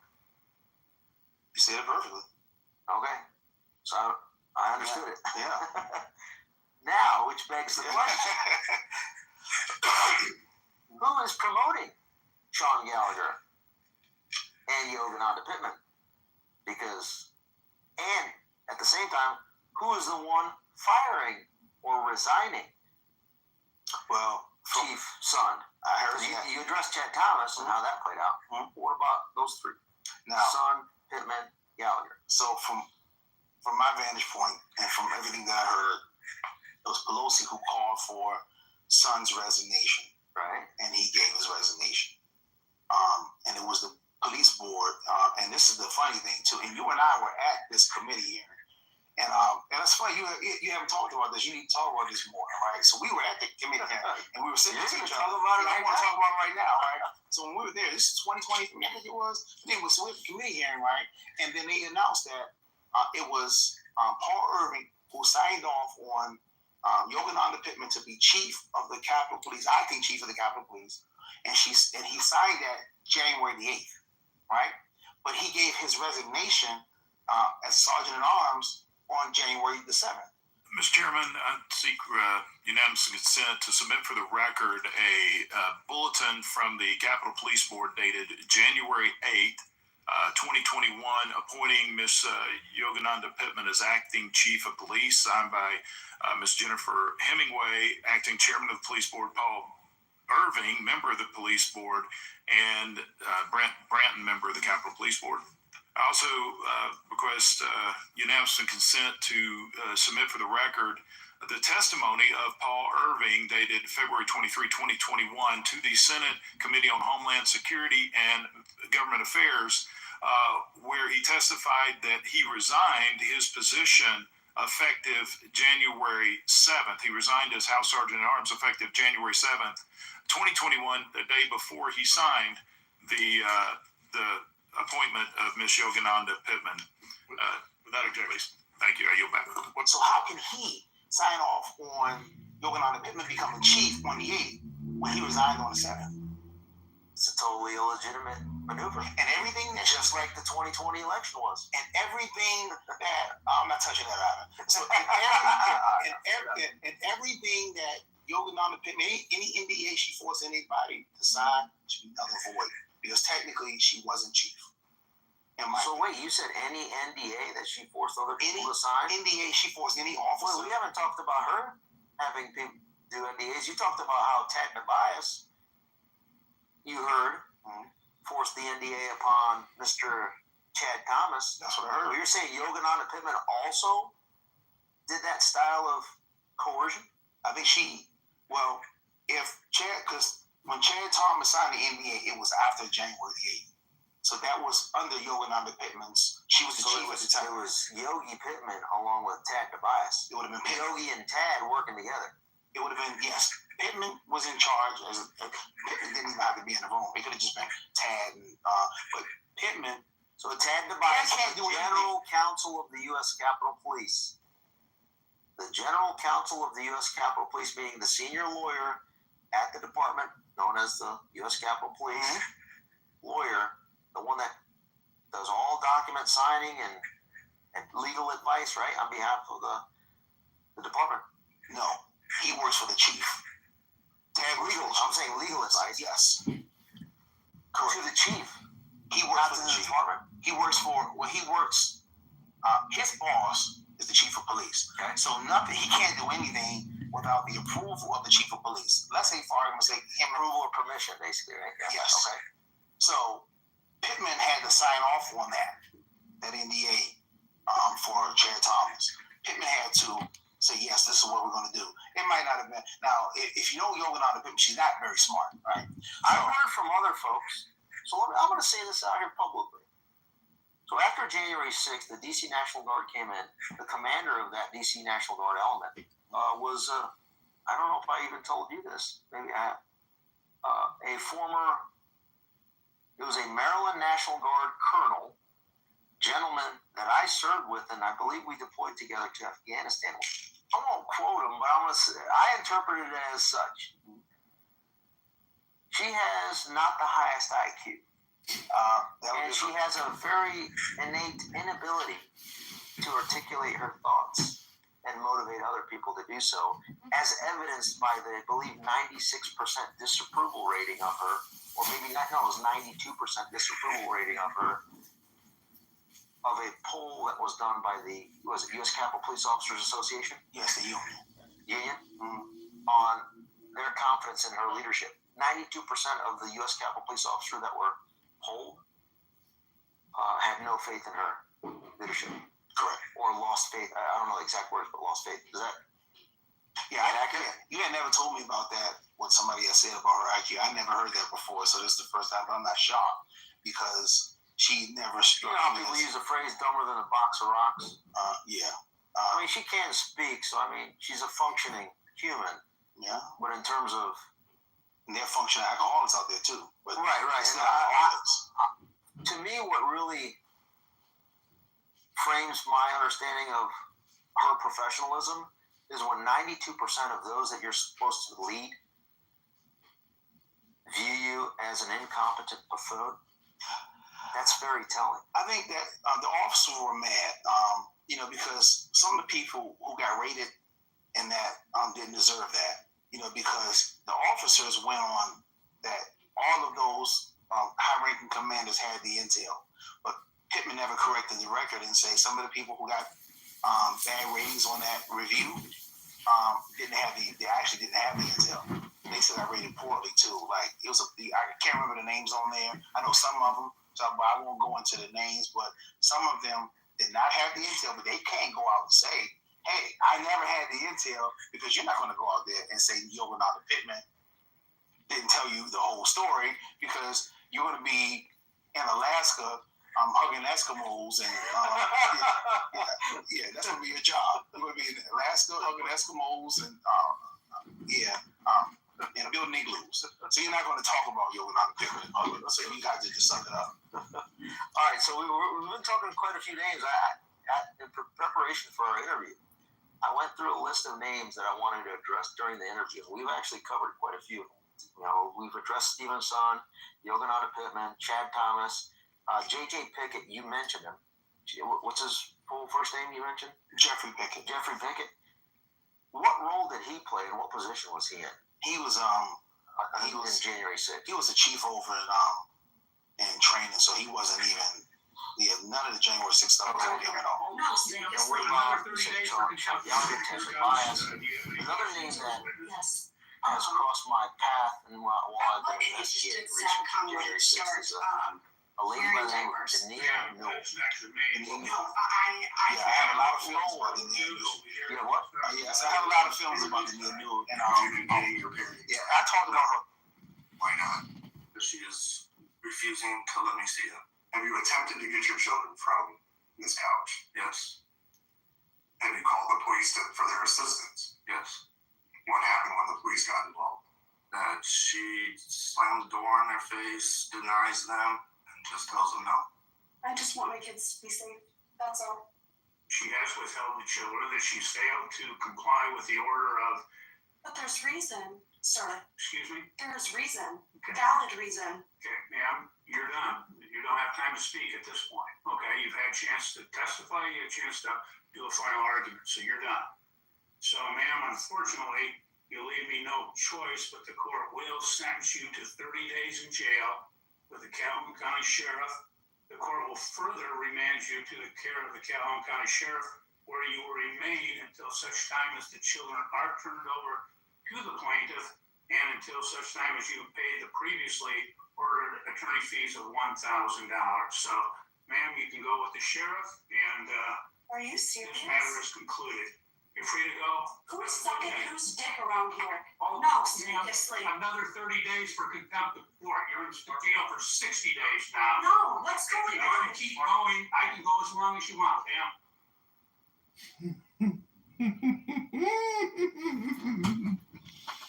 A little bit, but I realized something. What position did she hold? She was. I think her position. She was in charge of the CDU squad. You're free to go. She was in charge of the civil disturbance unit. She was in charge of that unit, and that's inside of Operations Division. That is under Operations, correct. CDU squad. And what is their mission and role and responsibility? If there is a civil disturbance, demonstration, her job is to handle that with her officers under her charge. Okay. Yeah, and to make sure that they have the proper equipment, riot gear, shields, helmets, and everything. She's going to make sure that they have everything that they need. And so she would have been the one responsible in making the decision on, I think it was a couple days prior to January 6th, where everyone was told to switch out their helmet, the riot gear. I remember vaguely researching something. So, and it's funny because I did this. I think you mentioned. I mentioned that, yeah. So what occurred was, so I get an email from my captain who didn't have anything to do with this, right? So I'm not gonna bring up his name, but he told me I had to start getting the Capital Division officers, so this wouldn't be Dania Newell. We'll talk. I plan on talking about Dania Newell great at length at some point in time. Let's start now. Yeah. But this was a nice quick overview. Let me give you so we need email, and we need to get. It says have officers bring me their helmets, right? So this is not my job, right? I'm in charge of routine operations, and that's what I was going to be doing on that day. I was a lieutenant working day work at that time because the CDC was closed, right? Because of COVID. Right. So I'm like, why are they having me bring their helmets? But my captain told me to do something, so I'm gonna follow orders, right? So the mechanism typically is that you would take if your helmet, because the helmets were expired, right? So you would take your helmets and you would take them over to the property, and then you would go get another, which is across the street. So, but they just wanted what's the name of that building again? That's at the right across the DNC, right? It's no. But we would get. They could do it over at the Fairchild. Because I think that they did do it. They did get certain equipment at the Fairchild. So it could have been done at the Fairchild, or could have been at the property building. I can't remember what it's called. I can't remember the name of the building. But anyway, they typically had a great control. Never would a equipment exchange they told me to get the helmets, right? Just take them all. But they didn't tell me to issue out any new helmets. They didn't give me any instructions to tell the officers where to get new helmets. So later on, I figured it out. They just didn't want those officers to have those helmets on January 6th. What day was that email? That was maybe 7 to 10 days before January 6th. And it was after Pittman and Gallagher had the intel about what was going to happen on January 6th. So it was after that. Whoa, say that again. Okay, so now, slow down. Okay. And clearly. Okay. Say that again. So the email from me to collect all the helmets from the Capitol Division officers was maybe 7 to 10 days before January 6th. But it was after, I think it was December the 20th of 2020 when Pittman and Gallagher had that intel of what was going to happen. And the report was 21 TD 159. And it basically laid out what was going to occur at the Capitol. So Pittman and Gallagher had that intel, which they never gave to Son or Chad Thomas. So it was between that. So who sent the email? Okay, my captain sent me the email, right? But I don't know who had him send me the email. I know my captain at the time had nothing to do with that. So but somebody had him do it. I don't know who that guy or person. Best case scenario, if everyone was talking to each other professionally, right? And we're getting to this, the intel report would come out. Mm-hmm. Operational leaders, Chad Thomas, Chief Son, Chad Thomas, and then would trickle down to, lower level operational leaders like yourself. Would have seen that report and you would have said, wait, I'm turning right here in helmets, but the threat is actually going to be a little high. How about I got one for you? We keep them unless you have something better to protect us. Right? Okay, so now this is my thing. Okay, so then I think we had new helmets. They just didn't issue out. I'll have to go ask some of my sources. And I do have somebody I can ask that question. It'd be nice to find out which individual ordered out the order email to take the helmets. Yes. And then whether or not who they communicated with in the time frame from the Intel TD 159 coming out. Yes. If they received that report or read that report, yes. Now it's getting into malicious of there's something weird going on here. And you know why they would have done it? Okay, so now this is the thing. Those helmets were expired, so that's why they wanted to take me to take the helmets. So now, let's say for argument's sake, it's going to be Armageddon on Capitol grounds on January 6th. Right. If an officer gets hurt, right, with an expired helmet on, the Capitol Police will be liable for that. But if you take the helmet and he just gets hit over the head, he doesn't have a helmet. When we took the helmets back, we didn't know anything was going to happen that day. And we take the helmet. So it's liability for the Capitol Police is lower if you take the helmet on versus letting the officer get hurt with an expired helmet on. But if you ask me, TK Johnson is going to want to have the expired helmet on because if I get hit in the head with something, I'm safer with that expired helmet on than having no helmet. But the liability is of the department if you take the helmets. Because what you don't want is Armageddon is happening outside and officers run and grab their expired helmets and they put them on and they get hurt. From personal experience, a bald man like myself, if I were to even have a hat, I would prefer to have a hat on than no hat at all. Correct. As I headbutt a corner of a shelf. Yes. Because if my hat is on, it's going to hurt, but it's not going to shred my entire scalp off. Correct. Without my hat, you're going to see a nice laceration throughout the entire scalp. I would much rather have a expired to the tune of 200 years. 100 years. That helmet, then no helmet at all. That helmet could have been created in 1776. Christopher Columbus could have brought that helmet over on the meaning of the I would have worn that helmet regardless than having no helmet at all. But you can't have green. Yes. But you don't want the officers running back to they hear everything's going on outside and they go to their lockers and they grab an expired helmet and put it on. Yeah. So I think that somebody was looking out for the liability of the department and they didn't care what happened to that officer.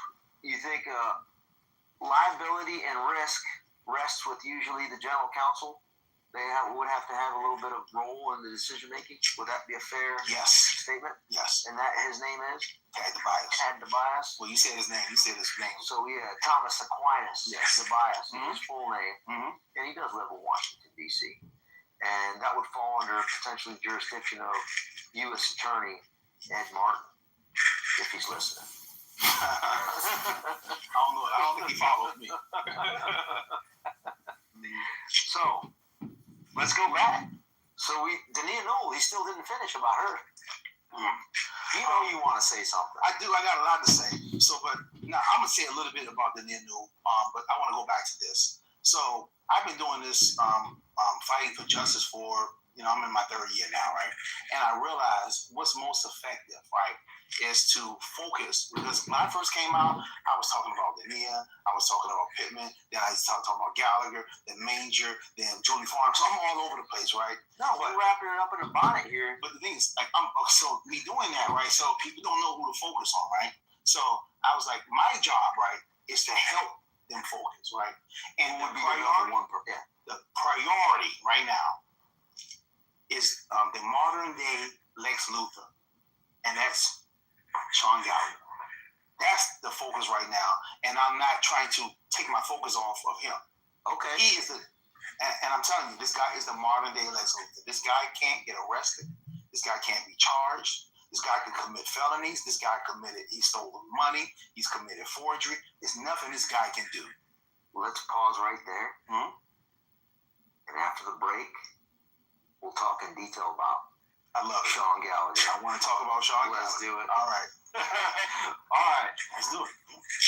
All right, we're back with TK Johnson, former, for now, lieutenant. I call him promotable. You're supposed to be promoted by now, right, to captain? I think I would have made captain if I was still there. TK Johnson. For those that don't know how to pronounce, it's pronounced Tarek Johnson. Perfect. Not Tariq. But he's too polite. It's Tarek. Yeah. So, tell us. Sean Gallagher. Let's roll. So, Sean Gallagher. So, like I said, he is the modern day Lex Luthor. For those that don't know who Lex Luthor is, come on, everybody has to. What about your 15-year-old? Everybody's seen Superman before, but I don't know if any 15-year-olds watching this though. I got a son. He's not gonna watch this interview. I promise you. You're just trying to call your me. son could give a damn about Sean Gallagher. Oh, but guess what? His dad sure wants to know a little bit about Sean Gallagher. Okay, so So just thinking about Sean Gallagher. So Steve Baker, who's an investigative reporter, he works at Blaze now. Yeah. And he wrote an incredible article now. And I want to get the credit for this because I put him in contact with the people to help them get the information for that article. I figured. Yeah, and I want Sean Gallagher to know it was me. Say that loud. It was me, Sean. But anyway, so they wrote it. So they outlined Sean Gallagher stealing thousands of dollars and committing forgery, and to the point where he even used different color ink pens when he committed his forgery. And he had people also, he was signing off on there so they could get the money as well. So he's committing crimes left and right, federal crimes, right? Felonies. Forgery, and nothing happened to him. So it goes back to what we were saying, hypothetically, that if the head of dignitary protection, wasn't he Sean Gallagher? He was a captain there at the time. So Sean Gallagher, what years headed up dignitary protection? He was a captain. So now this is the funny part. So how this comes full circle. Oh yeah. So conversation. So I think he was stealing the money from 2013 to 2015.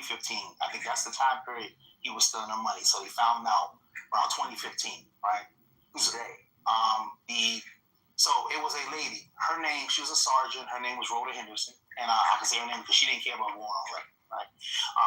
She found it, outlined it, and she retired first because you don't report Sean Gallagher and still think you're going to work there, right? So she waited, filed her retirement papers, right? And then After she filed her retirement papers, then she went and turned everything in. I think she sent it to the U.S. Attorney's Office. I don't know. I know she gave it to 2015. Like 2015. So I will have to go back. I'll have to call her and ask her. Okay. I don't know who she gave it to, but anyway, the Capitol Police was aware of it. Now they got to investigate now. So now who would be doing the investigation? He was a captain at the time. So it was. So if it's an inspector or above, the IG is going to do the investigation. If it's below an inspector, the Capitol Police, OPR, they're going to do the investigation. Well, you said before, if it's a crime, then the MPD comes in and steps in. The Capitol Police is still going to do an administrative investigation regardless. Now, what the chief of police can do, and I don't know, like I will have to go back and look. The chief of police can say, it can contact the U.S. Attorney's Office, and I think it's called a declination of non-prosecution. It can do that. So they said, listen, we know what this person did was a crime, right? The declination of, I think that's what it's called. Declination of prosecution. Yes. And they said that we can do that and say, listen, we know what he did was a crime, but we want to take care of it and we don't want him prosecuted. So they can take him off the criminal, right? But the thing is, who would make that recommendation? The chief of police will make that recommendation. And the chief, I mean, hypothetically again, as you're saying this to me for the first time, I'm thinking, the reason... I never told you about this before? No, I'm just saying that the reason or reasons why the chief of Capitol Police would decline to prosecute one of its fellow officers is because that fellow officer may have dirt on the Capitol Police chief themselves. Correct. He could. Especially in the unit that Sean Gallagher was a captain of. Yeah, Sean Gallagher. Dignitary protection. He was a captain. He was I was there with him. He was my captain. So he would know... So as the captain, if you're running that division, right? Mm-hmm. What access to information do you have? Just like everything. Give me some categories of everything. If anything happens with any member of Congress, when he could be away, he could be in town, and the DPD agent is going to let Sean. He knows everything about all 9 of those. He knows everything about everybody. And their families. Everything. And all their dirt. He knows and so he's got blackmail. Sean Gallagher would have all the information, and the chief of police would know it. So that makes him, what I've heard people say, is untouchable. He's untouchable. Yeah. Sean Gallagher is untouchable. I take that as a challenge. You can take it as a challenge all you want. Sean Gallagher is still. After we finish, okay. So now, okay, before we started this interview, Sean Gallagher was untouchable. After we finish this interview, Sean Gallagher is still going to be untouchable. And me, challenge accepted. Now I will tell you this: I'm fighting it, and I'm battling Sean Gallagher right now. But I'm not trying to get like. And if you look at my tweets for the last couple of years, right, and I say specifically, I am not looking for accountability because that's not my decision. It's not for me to administer any accountability to anybody. I'm looking for justice. At the very least, people should make whole the people that Gallagher and Pittman hurt. Mm-hmm. That's what I believe. I don't think that's wrong, And then you do that, I stop. If they say, listen, all right, TK, we're gonna give us a list of everybody that Pittman and Gallagher hurt. It's gonna be a few thousand people, and then after they got their list, because they hurt, just like I said this before. Anybody that was on the grounds on J6, demonstrators, police officers, they were all hurt. Now, this is the thing. Pittman and Gallagher won't say that they did anything wrong because if they, if let's say for argument's sake, this is what Sean Gallagher and Pittman didn't mess up, right? And now we got to fix the people that were made whole. You would think that's easy. What? They would just say, all right, make everybody whole, right? Right. Especially your own police officers. They can't do it because if they take responsibility and say we mess up on January 6th, that means they got to take responsibility for all the deaths. And that's what they don't want to take responsibility for. All the deaths. Ashley Babbitt, all the other, Roseanne Boylan. Benjamin Phillips. Yes, Benjamin Phillips. Kevin Greason. And then the following day. And, you forget. Brian Sicknick. The following day. I say, now, this is an argument that not you and I was on the scene when Brian Sicknick, immediately after he went down, I was on the scene. I was there. I was on the scene. I watched him. And if you listen to me on the radio that day, I talked all day on the radio. I couldn't even speak on the radio when I saw Brian go down. I listened to the whole 5 hours and 40 minutes of it. Yes. I think it was. And I was talking all day on the radio. So if anybody goes back, the only leader exhibiting maximum confidence, textbook, calm communications the entire day. I'm excellent at handling emergencies. I've always been that. So that's what impressed me the most. Like when I listened to your radio comms, I told you this when we first started talking. You did. That impressed me. Yeah, and thank you. I appreciate that. Coming from you, high level, military man. It makes me feel good. And I don't have any military experience. Textbook. But I am good in handling emergencies. I've had personal emergencies. I grew up in not a good area, and I had to deal with stuff. So God didn't give me many times, but He gave me the talent to handle emergencies. So anyway, so what did I leave off at? Gallagher. Who did he hurt? Okay, yeah. So now, if everyone that was on Brian Sicknick, I was on Brian Sicknick. So I was there. I watched him. His soul left his body. What January 6th? Time was that? It might have been around. It could have been. It was that evening. It was after everything had calmed down. The National Guard was there, and it might have been. It could have been 6 or 7 p.m. But here's what's confusing about Brian Sicknick.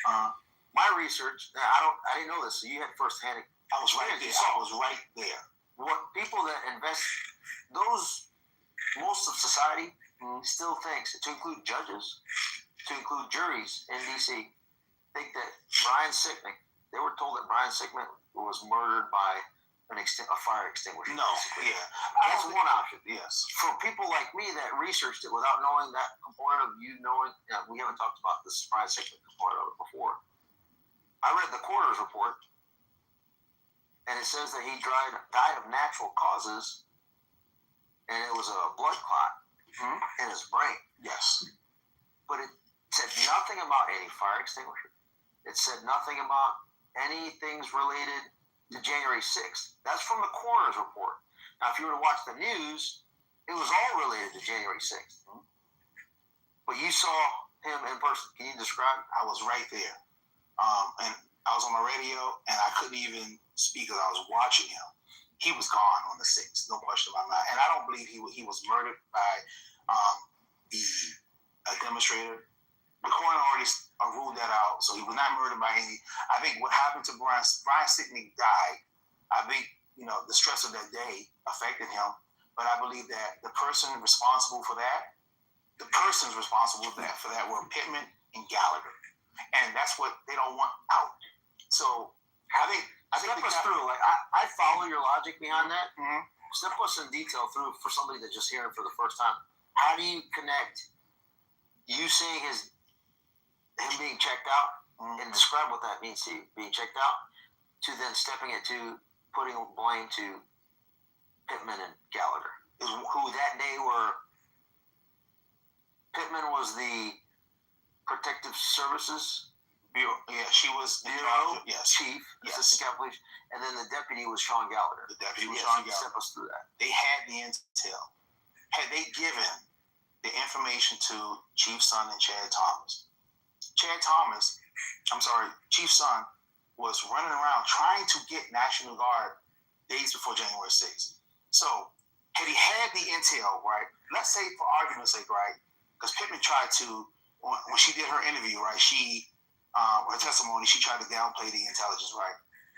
She can't, because she says that our posture would not have changed even if if they had the intelligence. That's what she said. I don't know if you remember this. You should go back and look.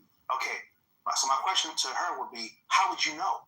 You're not operations. Right. Your job is so you can read the minds of Son and Chad Thomas. So exactly. Yeah. So she had to say that. She had to dumb down the importance of the intelligence, because if you raise the importance of the intelligence, now it's her fault. Well, she can testify to whatever about those individuals that were just fired by her, because they don't have the ability to respond because one's under an NDA, right? Chad Thomas. But throw that out the window. I want you to follow me on this part. Really follow me on this part. She has to dumb down the importance of the intelligence, because she knows she didn't give it to anybody, right? So she could say, if we did have it, or if we didn't have, if they had the intelligence, it wouldn't have changed their posture. You throw that out of the window. You minimize its importance completely. Because let's say it finds out later, then she could say, well, I already told you it wouldn't have changed our posture. She can't say that because, number one, she wasn't in operations. She's a Protective Services Bureau. She has very little. I don't know if Pittman had any operational field experience. So how can you say that it wouldn't have changed the posture of operations when you're the Protective Service Bureau commander. You can't say it. That's number one. Number two, she does now because she's over at Berkeley. and she she saw what happened over she's there. doing a great job over there at Berkeley, right? Yeah. So anyway, so stay with me on this one. Stay with me because I don't want the audience to get distracted. Okay. So now, number two, this is the big one. Stephen's son was trying to get National Guard support, right? So let's say the intelligence is all bullshit. It's still something he can use because he's trying to say, listen, I want the National Guard here. Now I got this report saying what's going to happen on January 6th. Now they got to look at the intelligence and say, well, we're still not going to give it to you. And then if something happens, now they're on the hook. So Pittman and Gallagher just don't give it to him so he can go ahead and use that.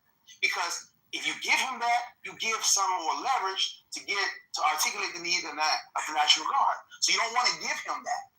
You saw him trying to get National Guard support. And that's what leads to my theory that I've been explaining is that it was intentional. Yes, it was intentional. So that January 6th could play out exactly how it played out. Yes. And all of us didn't know that at the time. Mm-hmm. But hindsight, looking, researching, that theory, there's more and more evidence to support that theory. Yes. And this is the thing. Somebody can make the argument. But we need their communications. Yes. We need their emails. You need everything. We need the NDAs. Yes. We need everything. Everything that Tad Tobias has his name on needs to be released. Everything. Yesterday. Mike Johnson, John Thune need to order that. The thing is this.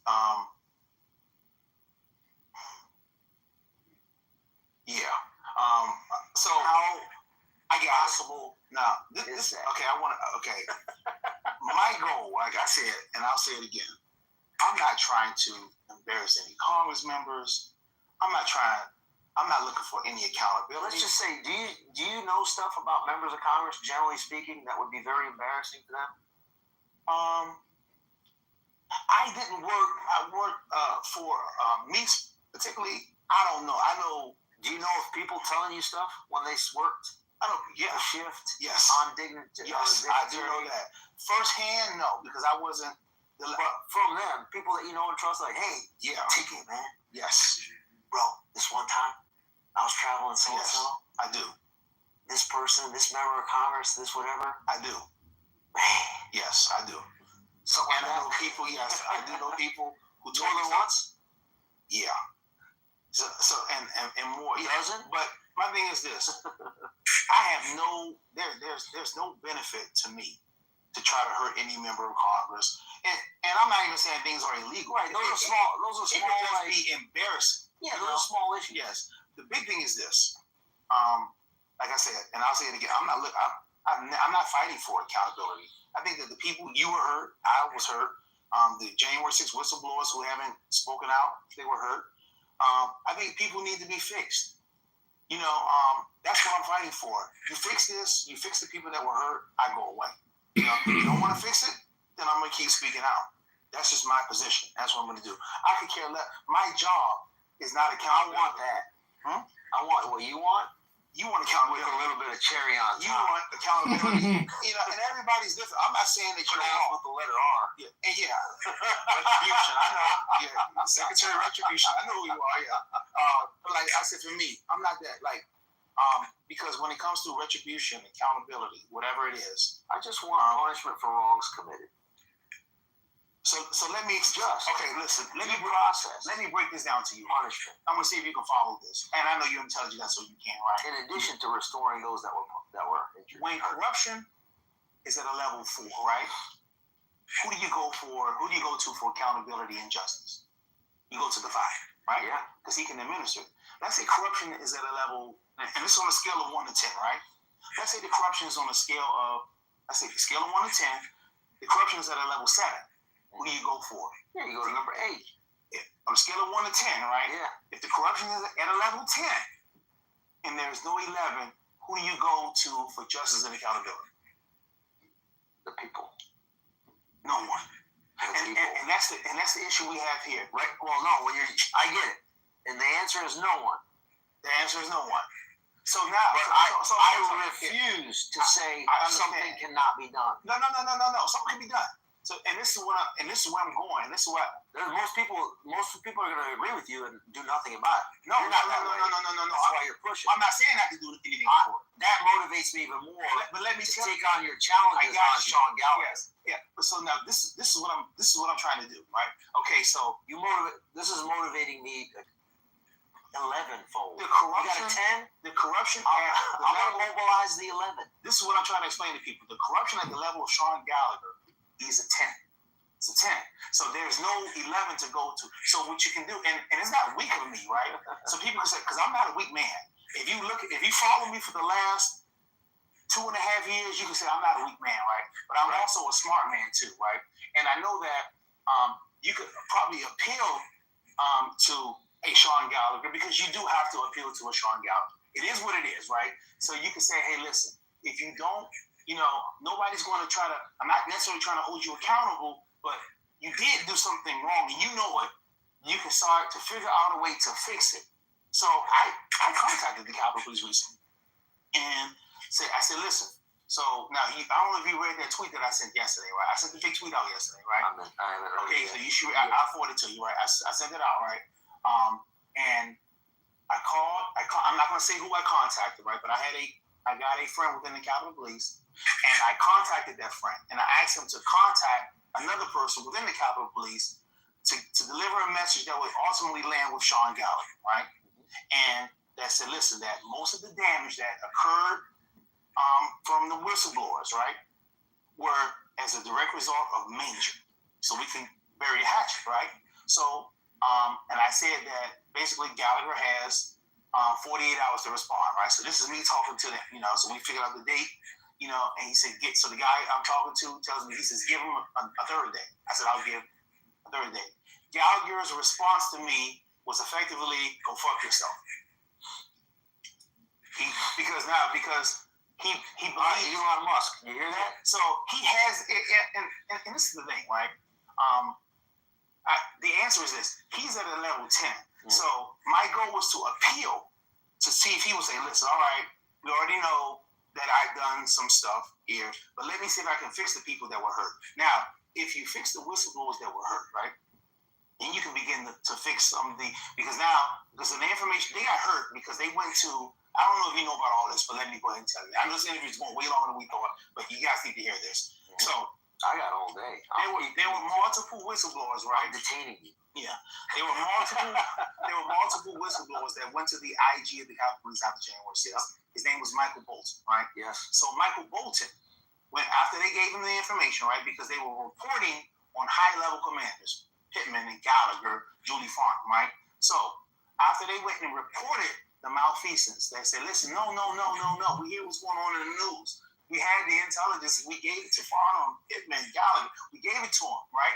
So you know what happened to those people that went to Michael Bolton?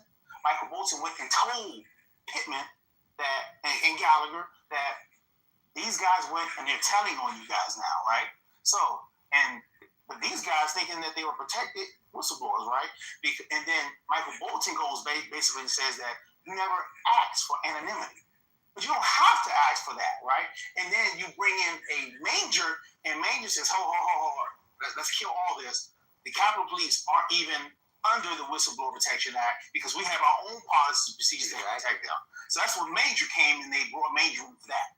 Because Michael Bolton screwed those whistleblowers because they went and told them, and then Michael Bolton went and told Pittman that he resigned because he knew what he did was wrong, and they were going to catch up to him at a certain point. So these are all level 10 players. We're at a 10. This corruption level is a level 10. There's no 11. The question is, so I went through this process just like you're explaining right now, and I'm thinking to myself, who can hold these people accountable? And my analysis was we have to change the makeup of the House or the Senate so that we have a Speaker of the House and or Senate Majority Leader to be able to designate the appropriate chairs of the two oversight committees of the Capitol Police and the Capitol Police Board to then demand accountability. So that would have been Senate Rules and Admin on the Senate side and House Admin Subcommittee Oversight last Congress on the House side. the only person or entity that was willing to play ball was Barry Loudermilk's subcommittee. Correct. Problem is when the Speaker of the House doesn't want the House Admin Subcommittee on Oversight to get to the full truth, because that Speaker of the House used to be the House Minority Leader, one of the 9 that was protected by your Sean Gallagher, meaning Kevin McCarthy. And Kevin McCarthy is known to have transgressions in his past that likely Sean Gallagher knows about. You have the Speaker doesn't want Sean Gallagher to disclose those transgressions. And thus, the Speaker himself doesn't want Barry Loudermilk to start to dig into the transgressions of January 6th and Sean Gallagher, because Sean Gallagher is going to throw the Speaker under the bus. Is that a fair assessment? That that's probably what is taking place and did take place? That sounds fair to me. And that's why I took it upon myself to start to amplify to make sure that we remove Kevin McCarthy. Luckily, we had Matt Gaetz to help out with that. And then put a Speaker of the House that potentially isn't leveraged by transgressions when he was a leadership position. Luckily, in that case, that's why they first wanted Steve Scalise, right? Dual leverage off of each other, right? Did you forget something though? And then we got to Mike Johnson. No, I'm still getting there. And then, but the problem is that, go ahead. I don't want to go too far. I don't want you to forget. So, what am I forgetting? You're forgetting that there are other members of Congress, so it cannot just be just one. And it doesn't necessarily have to be criminal. People don't want certain things out, period. I can tell you this. I was in the car, right? I'm going to tell you a story. I'm trying to make sure I tell the story. I'm going to tell the story, right? All right, so you remember speaking, without getting into specifics, right? So I'm riding in the vehicle, right? And I heard something. Then I was riding with him, and I'm like, wow, right? You know, so not illegal, you know, but I heard it, and I was like, wow, you know. But you know, I'm doing my job. I'm not going to, you know, because now I'm riding in the car, so obviously I would have heard. Like, I'm not going to go disclose things that I heard, right? But I can say that I heard things, you know, and I didn't hear it to the level of Dennis Howard, but I heard, and I was like, wow. You know, so come on. So other people. So wow, I was only agent for 2 years because I got promoted quickly to sergeant. Right. I made sergeant on the first time I took it. So I wish I would have was an officer long because I could have done different things within the agency. But when you're a sergeant, you go wherever they tell you to go. Right. So you can't really pick where you want to go. Right. So I heard what I heard. Right. So I don't know if necessarily, you know, because when you take that position, right, you know, they got to know that. And I would always do this. I would never, like, you could put me in, I understand, and I would never go back and say, I just wouldn't do it. It's just not who I am, you know, because if, you know, I'm supposed to keep quiet about something, you know, it's not necessarily illegal or moral or unethical. You know, it's not a criminal. I'm going to do my job, right? You know, so when you hire somebody, it's just like an embarrassing, something embarrassing. It could just be embarrassing, but it could be wow, you know. And I'm so like a politically embarrassing wow that would have a negative impact. Correct. On their political perspective. It could be that people could view it differently. So the thing is this, you know, some of those things could have made it to Gallagher about there were 9 speakers, there were 9 positions of leadership, and a lot of stuff could have made it to no. So now they just don't want it out. As the chief of police would know too. No, I'm saying, yes, the Protective Services Bureau, Dignitary Protection Division Chief, Protective Service Bureau Commander.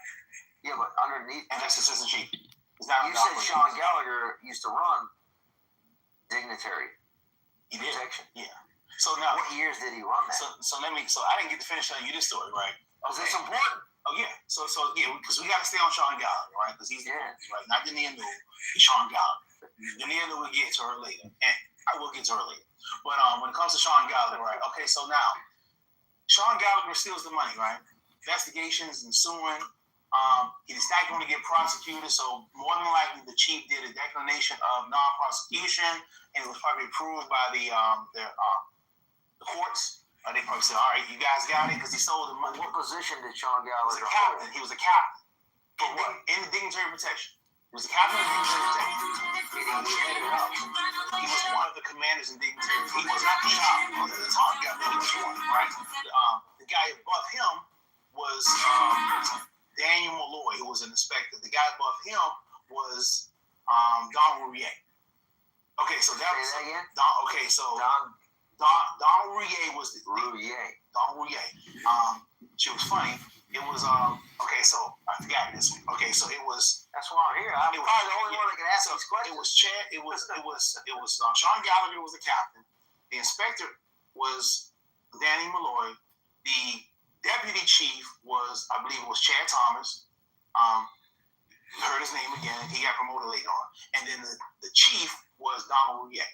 So that was the hierarchy, right? That was the chain of command. Yes. So that was the chain of command, right? And then you had the assistant chief, and then you had the chief of police, right? But that was the command of DPD, right? Dignitary protection. Sean Gallagher was the captain. Then you go to Danny Malloy. Then you go to Chad Thomas, who was the deputy, and then you go to Donald Rouillet. So that was the hierarchy, right? So the investigation ensues, and I believe it was Donald Rouillet. I believe he was the chief of the Protective Service Bureau. I think I saw I believe I saw the report. I can't remember, but I see so many. I read so much stuff. People have sent to me, and I read a lot of stuff. Right? I think it was Donald Rouillet who recommended termination for Gallagher. Right? I think somebody came and superseded. He said, "Oh, you're not fired." Who's that someone? Who came and said that you're not fired? Yeah. Was it a member of Congress? I don't know. Possibly. I think somebody. I don't know. Possibly. I'm not even going to guess. It could have been the chief of police, and I think the chief of police at the time was Matthew Voderosa. I'm not 100% sure, but I think it was Matthew Voderosa. In the realm of possibility, could it have gone something like this? A member of Congress or a leadership within Congress the chief contacted the sergeant at arms for the sergeant at arms to then contact the chief. For the chief to then so it would have been directly to the chief, and then the chief would have said like, "Nah, this ain't happening." Okay, so the discipline would have come from the Capitol Police because Sean was a captain at the time. So the discipline would have went to the board, the police board, which was made up of the architect, the Senate Sergeant at Arms, the House Sergeant at Arms. They would have recommended termination. Then a member of Congress could have saw what was about to happen to Sean and went and told the board, "You're not going to fire Sean Gallagher. Give me something else," right? So then you go back down and say, "Listen, we're not firing Sean Gallagher. You're not going to fire Sean Gallagher. You will not fire Sean Gallagher." And if they say you will not fire Sean Gallagher, you're not going to fire Sean Gallagher. The chief can't even. All right. Yeah. So the chief. Pivotal question. Go for it. At what point, as an officer within the U.S. Capitol Police, do you receive a Capitol Police I still haven't told you this issued phone? You said at what level? Yeah. Sergeant. But now they give it to all the officers now too. They give all. Sean Gallagher has had for numerous years an official device, as well as probably an official computer. Yeah. A government issued computer, of course, phone, maybe an iPad. Of course, they had all that. Yeah, not an iPad. They didn't make iPads back then. But I mean, like currently, maybe, right? Would it be nice? And it's issued to the individual officer, right? It is. Property book has all that. That's correct. You can go back and look and take a look. Property book, which devices he's had. Correct. And then Doge can go in and take a look, right? Elon's team. And kind of look through it and using a little bit of AI determine what transgressions are on those devices. I don't know. Can Doge come in the Congress and that particular branch and do that in the legislature? If Elon and President Trump say, "Hey, Mike Johnson, you need to let us do this," I don't think so. I said because if Mike Johnson doesn't want to investigate January 6th, they wouldn't let them come in there and indulge the Capitol Police. But you don't. Well, what if Elon Musk says, "Hey, Mike Johnson, see this? I own Twitter, and I have just as much evidence of transgressions of you and your staff? You want to deal with this, or you want me to look at the following and keep you out of it? I think when we look into Sean Gallagher, I think President Trump would get so much pressure from Congress, Republicans in Congress, not to do that. Just if Speaker Mike Johnson does not want to dive into January 6th, it's a reason why. And if you're a whistleblower / someone with access that works at AT&T, Verizon, T-Mobile, Sprint, or other carriers that could potentially capture these packets of information being transmitted, that would be a vector to potentially obtain this information, right? I don't think by the U.S. attorney. I don't know if they can do that. I'm just throwing out some ideas, Fred, Mario. Yeah. I would say this. And if there was foreign communications between those members of Congress or Sean Gallagher, it would be within the purview of, I don't know, the Director of National Intelligence. I wouldn't know. Or through a FISA process. That's above my pay grade. At the FBI director level, Mr. Patel? You already know me. I'm just throwing out ideas for if anybody that's listening in and fixing the people that maybe has access to any of these people that I'm mentioning to get to accountability. I'm not looking for accountability. No, I'm looking for justice. All right, I'm making some noises here for my side. You fix the aggrieved people January 6th to include both sides of this, demonstrated, because Ashley Babbitt, at some point, she's about to be made. The family, she can't be made. She's gone. But I think that Judicial Watch, they're going to. I think at some point they're going to settle. The Cowboys are going to settle, and they're going to pay Ashley Babbitt. But Ashley Babbitt was not the only person that agreed on January 6th. Everybody that died, officers weren't hurt on January 6th. Demonstrators were hurt on them. Mentally. So before we go there, sorry, because I want to talk about that, but I didn't let you finish like 3 times now. You never want to. Okay, so let me finish with the stuff. Okay, so now for a little up, it's Gallagher getting fired is off the table. So now you got a discipline. Challenge accepted. Okay. So now, so the word basically came down. Gallagher's not. The recommendation I heard was termination for Gallagher. Oh, back then. Okay. Yeah, I heard the recommendation was termination. Somebody squashed it. Don't know where. Don't know who. Don't know how. If anybody listening in knows, please let Tarek or myself know. So now with evidence. So now Gallagher and it was also decided he would not be prosecuted. So now. So Gallagher was a captain at the time, right? So now you still got to do something to him, right? So you give him a 535, which is the highest discipline you can give somebody, right? What's a 535? A 535 is discipline saying that you did something that could be, it's basically a terminable offense, but we're going to give you the highest discipline, and he got a 15-day suspension. It's the same thing I got for wearing the MAGA hat, right? So, and I'll talk about that later. For wearing the MAGA hat because you didn't have a helmet. I got the same. And you were protecting your head. I got the same discipline Sean Gallagher did for wearing. I wore a MAGA hat, right? I got a 15-day suspension to 535. Gallagher steals $10,000, $20,000, right? And he commits forgery, and we get the same discipline. But anyway, it doesn't matter. So anyway, yeah. So I wonder what they do to you now if you wore like a Twitter hat.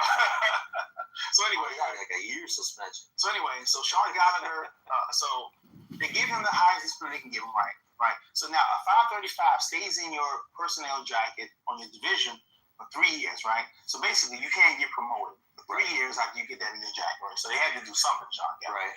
Okay, so almost 3 years Okay, so then they move him to the Capital Division, right? They don't demote him.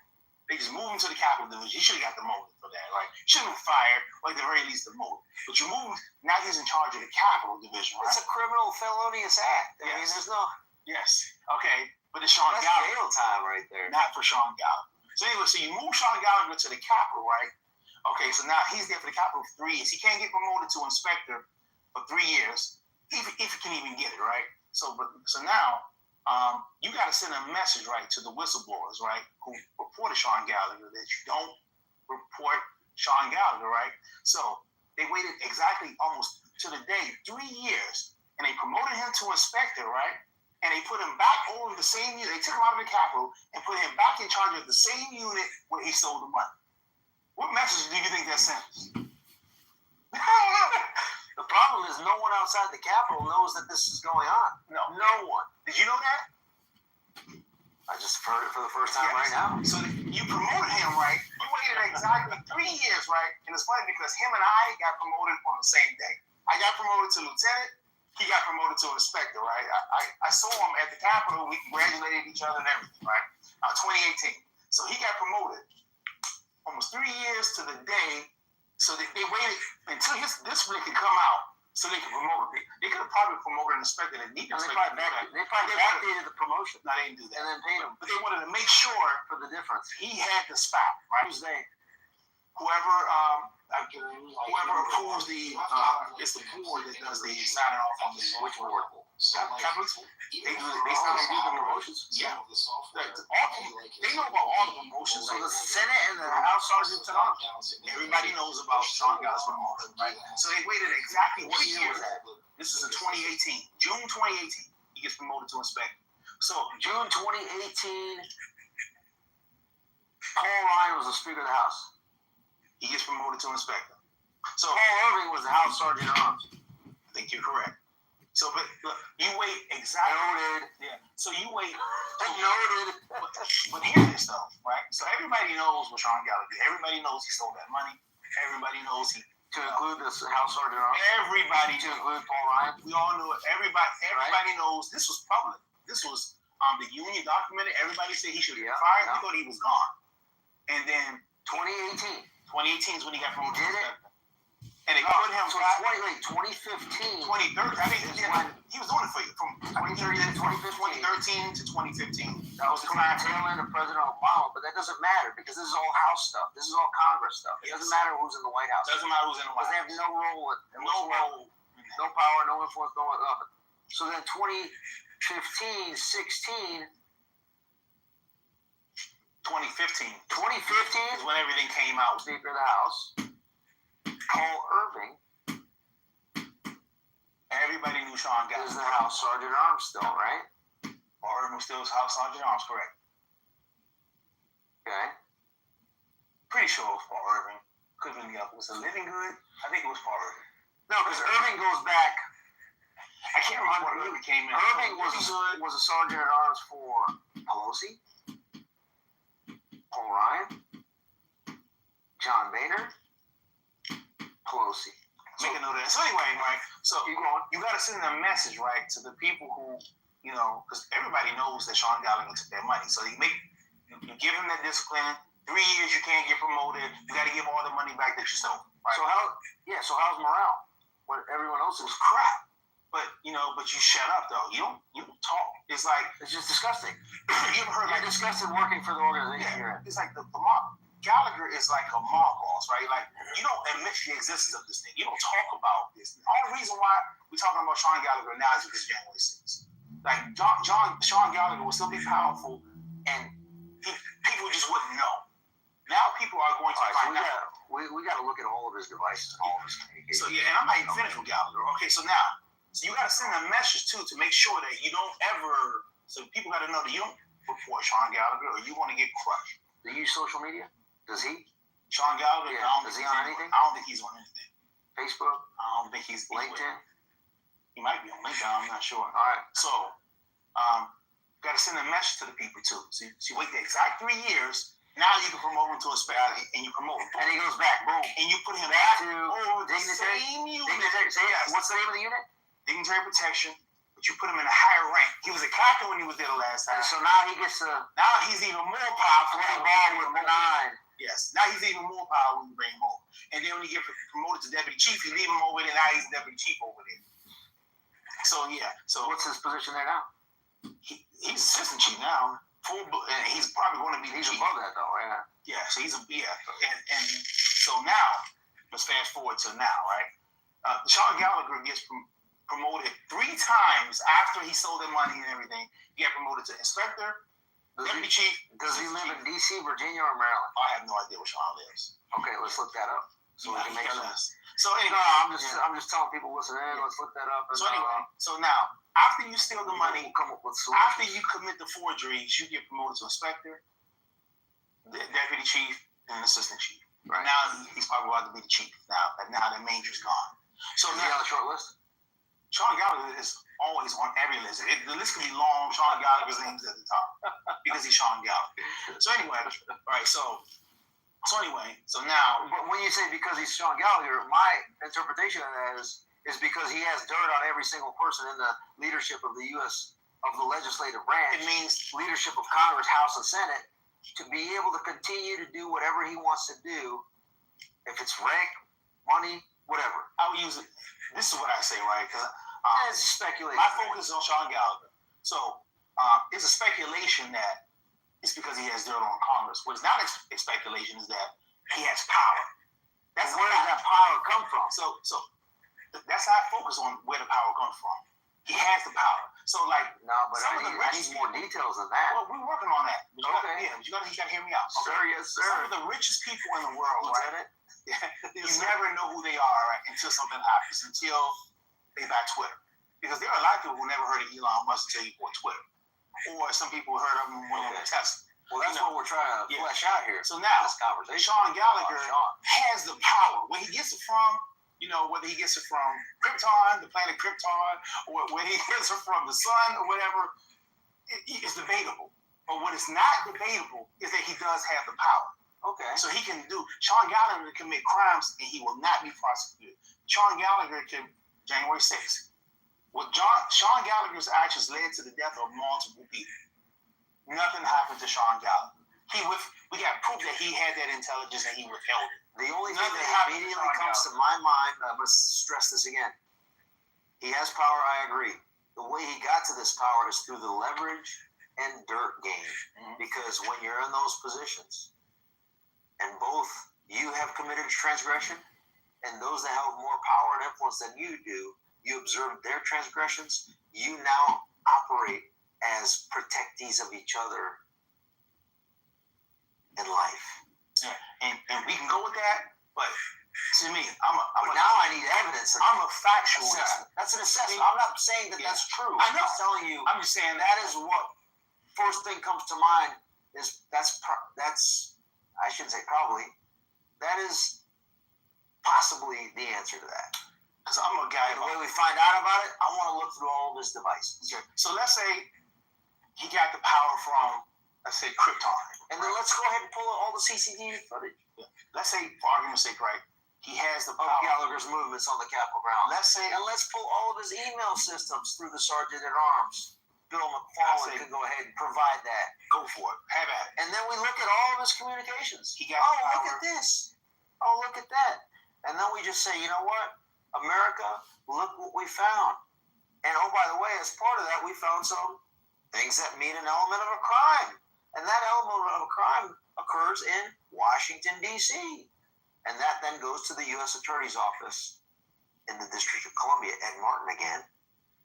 And if Mr. Gallagher lives in Virginia, then we can say, hey, Jason Miyares, the Attorney General of Virginia, you might want to look at this criminal activity. Or, depending on where that occurred, we might have some allies to address that. Yeah, but his criminal acts have probably statute of limitations have probably run out on those criminal acts. So now, January 6th, fast forward to January 6th, people won't even admit that it was him that withheld that intel. He won't say he testified I think once, and that was about I think the pipe bombs. But Sean Gallagher has never been grilled. He's never been. Should we invite him to do a public interview? I would say yeah. Listen, he should answer some questions. Public interaction, debate, discussion. Yes, but you have to ask him the right question. You have to ask it the right way because he's going to have Tad on the side. And Tad, I got a few questions for Tad myself. I have a lot of questions for Tad. But the whole thing is this. So now he gets put over the way he gets put over at. Then he gets promoted, to inspector, deputy chief, assistant chief. And now let's talk about Sean Gallagher. Let's fast forward to now. Sean Gallagher has messed up lately. So now Sean Gallagher, you know what he's in charge of now? He's the Operations Bureau commander. Every gun incident, now there have been multiple gun incidents within the last, since Donald Trump has been president, of guns getting in the Capitol, of guns almost getting in the Capitol. And do you know who the Bureau commander is? Who has failed tremendously during that time? Because any gun that gets in is because Is his first name Sean? his name is Sean. Is his last name Gallagher? His last name is Gallagher. Oh, so it is Sean Gallagher. Yes, it is. See, and now, So it's not a laughing matter. So No. I've been reading your tweets on that particular note. Mhm. So during the inauguration, which happened inside of the Capitol, correct. because originally it was going to be outside. And I was glad that he did. Because of the threat reporting that was taking place on President Trump's life. Well, at that time it was president-elect until he was He inaugurated. didn't have it inside. 100%. The risk was so great that they had to have it inside. And the guy that was responsible for his protection on the inside of the Capitol Sean Gallagher. was literally making decisions, potentially, that put President Trump's life in danger 100%. and at risk. 100%. So, President Trump, if you're listening in, Secret Service, if you're listening in, Elon Musk, if you're listening in, and anyone else that cares about our constitutional republic remaining stable with a stable presidency, might want to scrutinize every single step, move, breath, blink, and swallow of saliva of Mr. Sean Gallagher to see whether or not he poses a risk Okay, now, to the nation let's say for and argument's the sake, president. let's say, Is that about right? let me explain it this way. Let's say for argument's sake, right, that everything I've been saying is right. Sean Gallagher really did withhold that intel. Sean Gallagher really did need he was part of a system that retaliated against anybody that said anything that would be favorable to President Trump. Because January 6th was an insurrection, and these people said that, hold on. There's some information that you guys don't know, and then Sean Gallagher helped crush those people. So now, because these people try to say, hey, listen, I know that the narrative is that January 6th was an insurrection led by Donald Trump, sending people down to the Capitol. So then you have whistleblowers, multiple whistleblowers, who say, no, hold up. We told them what was going to happen. It wasn't an insurrection. It was this, it was this, it was that. And then Sean Gallagher said, you're not going to talk about that, and we're going to crush you guys. And Sean Gallagher, Pittman, well, actually, what I'm hearing, it was for the most part, it was, if it was under Pittman, it began, but it was Manger was the one who took the lead, but Gallagher was there, and Gallagher was helping. So it was to crush the whistleblowers, right? So now, if you really investigate January 6th and these whistleblowers, because you haven't heard from any the intel whistleblowers, and they're the big ones, even more so than I am, right? I know some stuff, but the whistleblowers can talk about the intelligence director. What specifically they gave Sean Gallagher. So now, Sean Gallagher has a vested interest, right, in Donald Trump not ordering, let's say for argument's sake, Donald Trump says, you know what, I want an investigation on January 6th, right? Because if it was Kamala Harris became president, January 6th is done.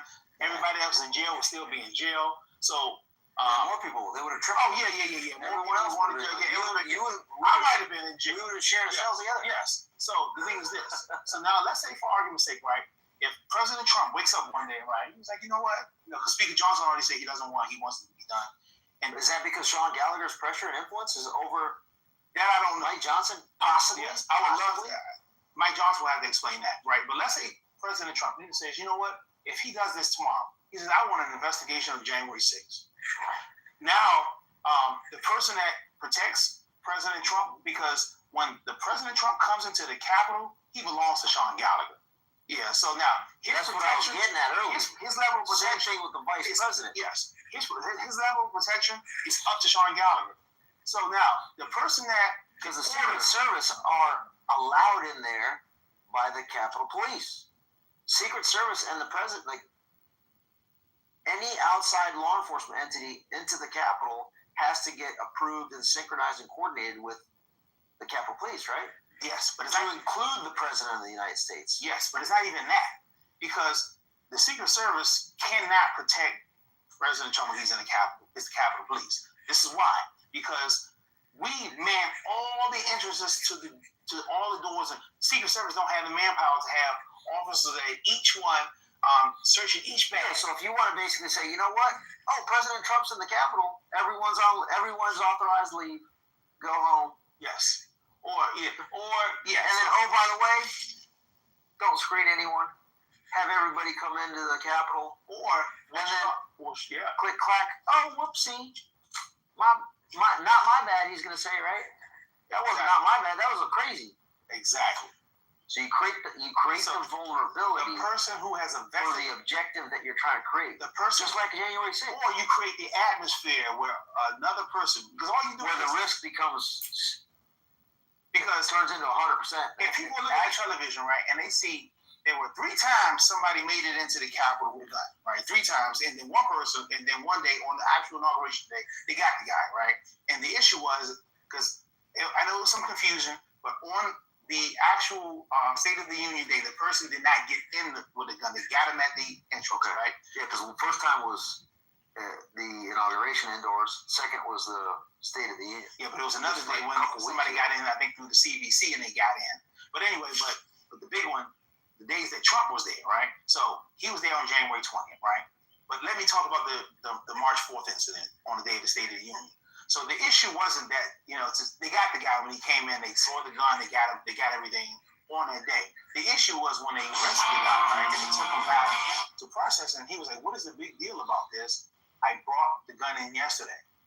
So he brought the gun in on the 3rd, right? So people say, well, it wasn't on inauguration day. If a person brings a gun into the Capitol, right, let's say somebody, but now this is a staffer who was not trying to commit any harm. The issue is that the problem is that under Sean Gallagher, people could view the Capitol as a soft target. And I don't think that I know Sean Gallagher doesn't have the Operational Services Bureau expertise to stop guns from coming in. He was on operations when he was at the Capitol, maybe for a few years, but Sean Gallagher doesn't have much operational experience at all. He was a Protective Service Bureau guy. He knows that side. He doesn't know the operational side. So asking Sean Gallagher to stop guns from coming in the building, he has absolutely no idea what to do. So why would they put somebody in there like I'm an expert at that. Put somebody in there that has operational experience to know a gun has never made it past me. A gun has never made it past any officer that I saw that was under me being supervised. So Sean Gallagher can't say that. Multiple times and multiple guns have got into the Capitol in only like a 3-month period under Sean Gallagher. I gotta ask this, since you're talking about this. So Michael Byrd left his service weapon inside of the Capitol at the CDC, I believe, right? Yeah, CDC. In one of the restrooms that was accessible to the public to include children.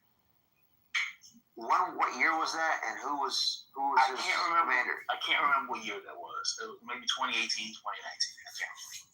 So Capitol, that would have fallen under Capitol Division. Yeah, it was Capitol Division. And then Sean Gallagher wasn't there. It wasn't there. No. Okay. So that would have wasn't there. That's another anomalous question.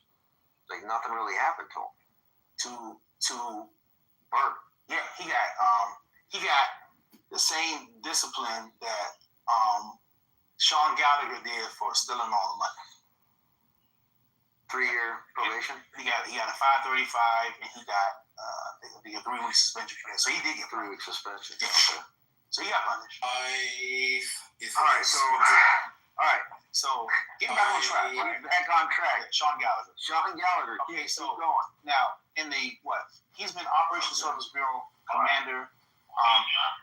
I can't remember when he got it, but since President Trump's been elected, there have been 3 successful incidents where people got into the building with a gun, and one where they caught the guy at the entrance. So, obviously, Sean Gallagher has no idea what to do. And of those 3 times successful, well, actually 3 successful, how many times was President Trump? Okay, so now the third incident, on March 3rd, person got in. To me, so that incident still, even though it wasn't on that day, it's still, the person still got in, right? But let's throw that one out, the 3rd and the 4th. Let's go back to January 20th, right?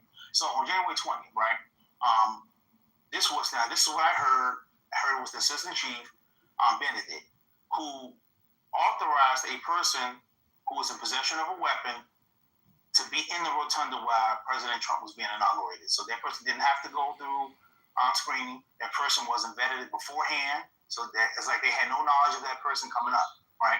This is still under Gallagher. It was the Assistant Chief. In a protective role, this person was the Benedict was authorized. He was the Protective Service Bureau commander, but the person that he brought in, I'm hearing was a personal friend of his or a relative or something.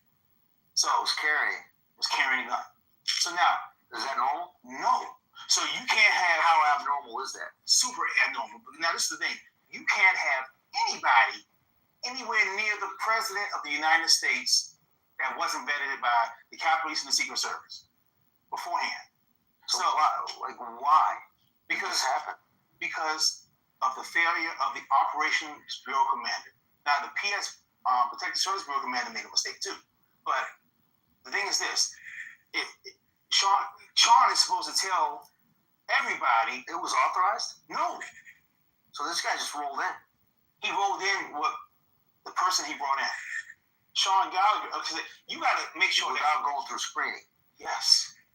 And placed in. And then I heard the person went to Statuary Hall for the presidential luncheon after. So it sounds like, to me, as a layperson, the president's life is in danger every time he steps foot into the Capitol. While Sean Gallagher is in charge. Because this is the thing. I don't think that Sean Gallagher, do I think Sean Gallagher is trying to kill President Trump? No. Do I think that Sean Gallagher has any regard for President Trump's life? I don't. I think that if Trump died or was killed, then Sean Gallagher could say, I don't have to worry about any investigation at this point. So I think that Sean Gallagher is a win if Trump dies for Sean Gallagher. I don't think Sean Gallagher is trying to kill him, but he's creating an atmosphere. That's why it's so important to expose this his guy. actions are creating an atmosphere where a person can say, you know what? The Capitol is probably, if I want to kill President Trump, the Capitol is probably where I should try to do it at, because I'm not going to go to the White House, because that's a hard target. I'm not going to go here, I'm not going to go there. The Capitol is where I should try to do it at. And that's where the Secret Service is subservient to the Capitol Police. It's the only place in the country. It's probably one of the only places in the country where I would say so.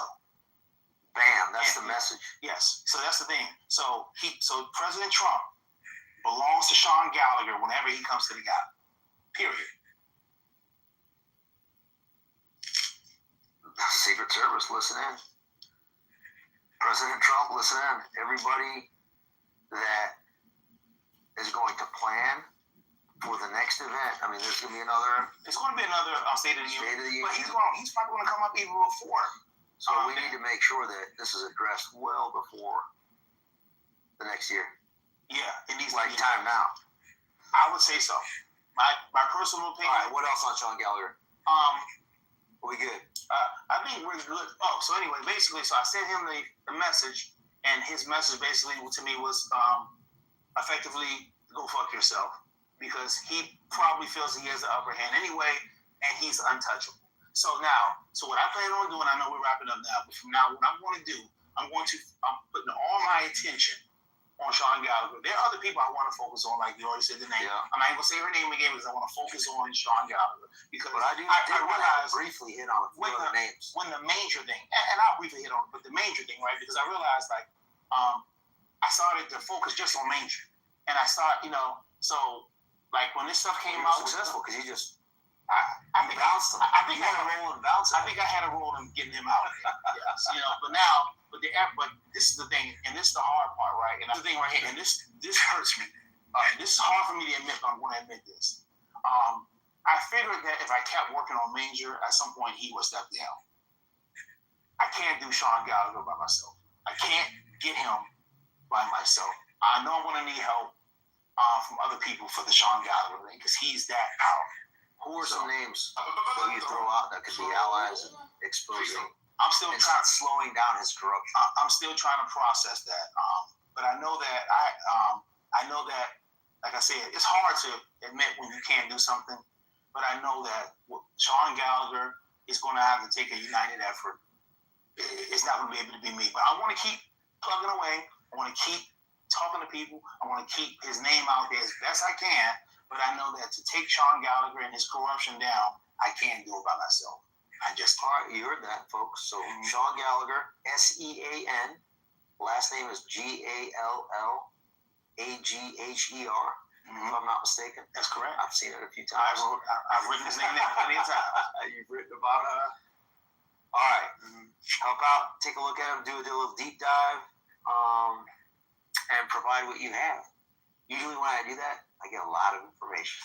And a lot of times it's information they don't like for me to know. So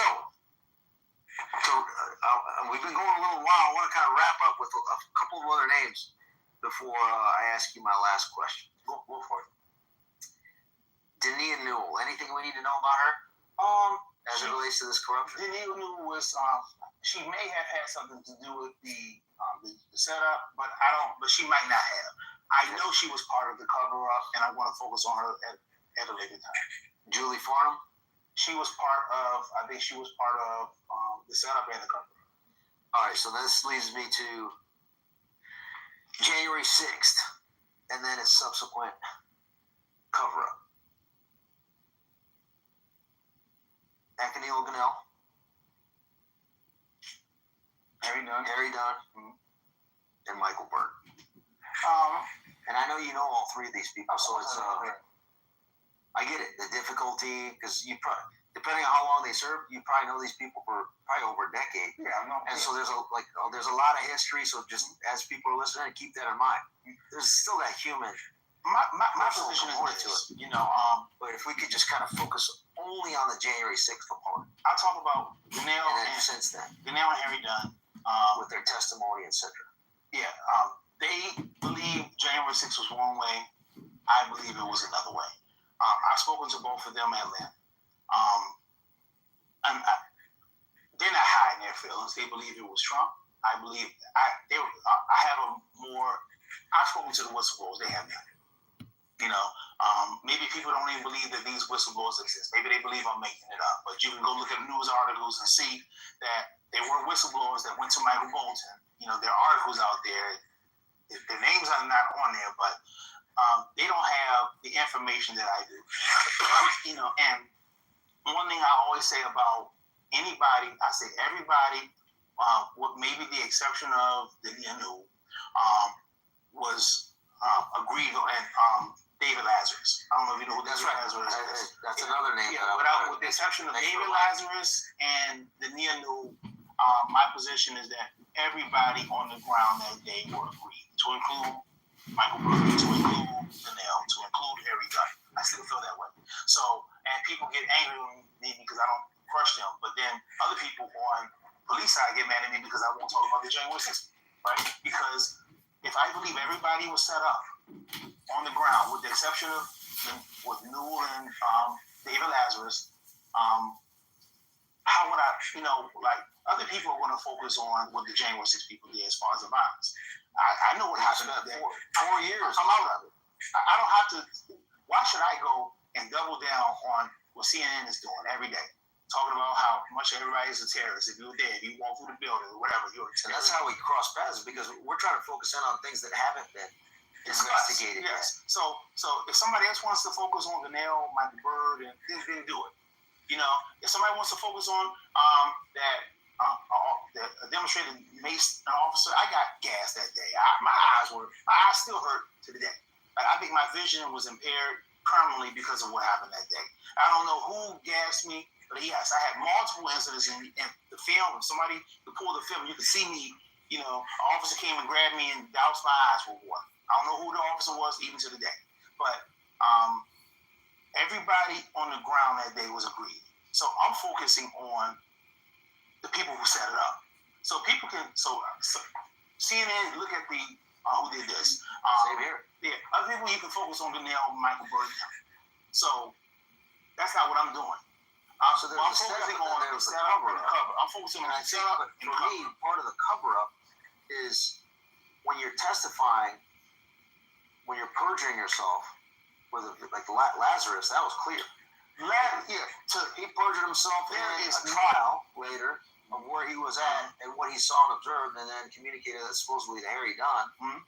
The video doesn't support what he said at all. Yeah, Lazarus' offense was so egregious. Like, typically, you said, well, I'm going to wait till the investigation.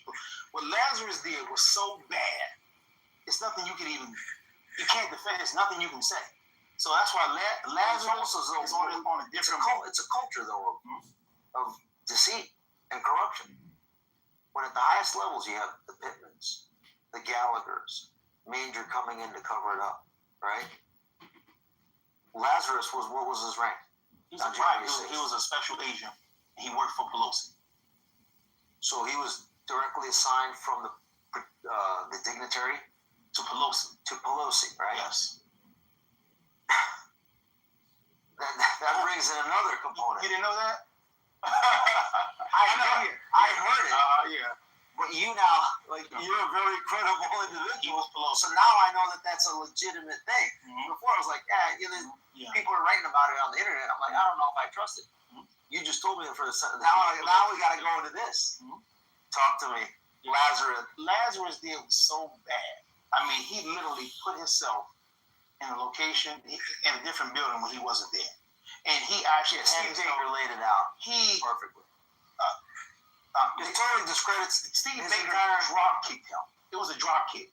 And what David Lazarus did, he villainized the Capitol Police with his actions, and he made people hate the Capitol Police. And it discredits that alone discredits, just like primarily 5 FBI agents discredit the entire institution based on what happened in 2016, 17, and some of the censorship.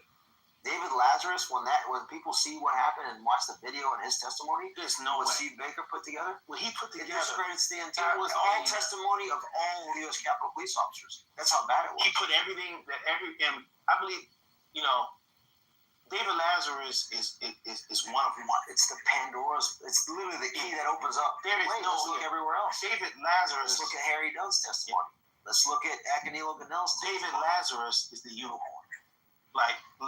He wasn't even there, and then he got to retire, and then Manger went and had this fake investigation that cleared Lazarus of all charges. Meanwhile, his testimony resulted in guys getting 22 years. And he walks away in jail. He got the smile based on the lie. His lie. And that I'm talking about Stuart Rhodes. Yeah, 22 years, and he wasn't pardoned. Stuart Rhodes didn't even enter the Capitol. Yeah, I know. He got a commutation, so he's still a convicted felon. What David Lazarus did. So now I want accountability. So my question is this, and let me ask you this one. And I would like to, if Stuart Rhodes was here, I would ask him today, right? Because now the FBI, they brought me in, right? Did you know I was subpoenaed in this case? So they brought me in. They brought me in, right? So FBI brought me in, agents and everything. So I was there. My attorney was there, everything, right? And so the Capitol Police wanted to be in the room when I testified, right? I told them, I said, I told the AUSA, I said, if the Capitol Police is in this room, I am not talking at all, right? So they said, well, we don't know if we can do the interview. I said, then fine, I'm leaving, right? So then they walked out, right? And then they said, we're going to do it because the Capitol Police wanted to hear everything I had to say. They said, we know you have issues with the Capitol Police, but we want to be in there. I said, absolutely not. If the Capitol Police is going to be a part of this, I am walking out now. So the Capitol Police couldn't be in there, right? So they were pissed, I know. So anyway, I told you this, right? Okay, so now this is excellent. Yeah. Okay, so now they asked me questions, right? So now I don't give a damn. I'm going to tell the truth, right? I'm not stocking the deck against anybody. So they wanted to say they asked me about the incident with Mega Hack, steps and everything. They would say, do you think they asked me if I knew who they were? I said yes. I found out later that they were oath keepers. So now the FBI. Now I would give the FBI credit here. They didn't try to lead me at all. They just asked me questions and that's it, right? So they were going to call it. So I guess after I told them what I told them, they didn't want me to testify, right? But I told them. I said, listen. Testify at the Oath Keepers trial. At Stuart Rhodes' trial. I was subpoenaed in Stuart Rhodes' trial, right? I got the subpoena at home, right? Yeah. So I was subpoenaed in his trial. So when I went to the FBI, they wanted to talk to me first, and they said they may have me come and testify, right? So I sit in there. FBI, I can't remember the FBI agent's name. My attorney would know. My attorney, and it was the AUSA, right? We were all there, and then they asked me questions. Who was the AUSA? I can't remember his name. It wasn't the main guy, but it was somebody else's assistant, right? But anyway, so they had a big screen and they're showing me videos of me going up down the steps, right? And it's funny because, and I'll add this part, right? When I look at the video, right? I see Dania Newell in there. I'm like, oh, I had no idea she was there, right? So but that's another story because my discipline was, I'm not even gonna go there. This is another sector, right? But when I saw that, I was on fire. I was angry when I saw it, right? I was like, no. But anyway, so they showed me this big screen, right? And they showed me, so it was like, do you believe that the Oath Keepers, like, they asked me to describe the incident. I told them everything, right? Do you believe they helped you? I said 100%. I was like, they said, you think you could have been? I said, if those guys would not have helped me, I said, I don't know what would have helped. What would have happened to me going up and down those steps? I said, they absolutely helped me, right? I said, so they didn't leave me. They didn't try to push me to say, hey, they didn't push me into no violence, nothing, right? Yeah. So I'm talking about the FBI agents. Oh, yeah, okay. They weren't trying to lead me to a conclusion. I told them the truth. But also the Oath Keepers, there was no violence that you saw that they... The Oath Keepers, one of those guys, I'm not going to say their names. I know, you may know their names. I don't know. But I know one of them doesn't want his name out. He's trying to distance himself from this. But both of those men helped me. One was in the front of me, and one was in the back. And they escorted me up, and they escorted me back down. And, so, like I said, I don't feel comfortable that I would have made it up those steps in that crowd by myself without those guys. And I told the FBI the truth, and I would have said that if they called me to testify. But then after that, my attorney, they told my attorney they don't need me to testify. Of course. So I didn't testify. But no, I wasn't going to lie. It didn't matter. We know Biden was in charge, the Biden regime, and I know what they wanted. But I wasn't going to stack the deck and lie for anybody. I'm not doing that. I'm going to tell you the truth. They helped me. I don't care who is mad. If you say, well, we're going to do this to you. It didn't matter to me. I was going to tell the truth, and I did. And they didn't want my testimony in court. And that's why U.S. Capitol Police wanted to be present. Who from the U.S. Capitol Police was going to be present? Her name was, that's important because it sounds like she was the one that was facilitating the cover-up. Let's see what's her name. Let's get her name. We're going to have to do a little deep dive on her. Real deep. Yeah. Not as deep as Sean Gallagher, but still. Yeah, I'm going to get her name now. And then as you're pulling it up, the last one's going to be Jennifer Hemingway, the new Senate Sergeant at Arms, former Director of Operations for Speaker Paul Ryan. What was the name of the U.S. Capitol Police officer that was there when you were that wanted to attend your interview with the FBI? Yeah, so it was. Her name was Lisa Walters, right? So I got an email, right?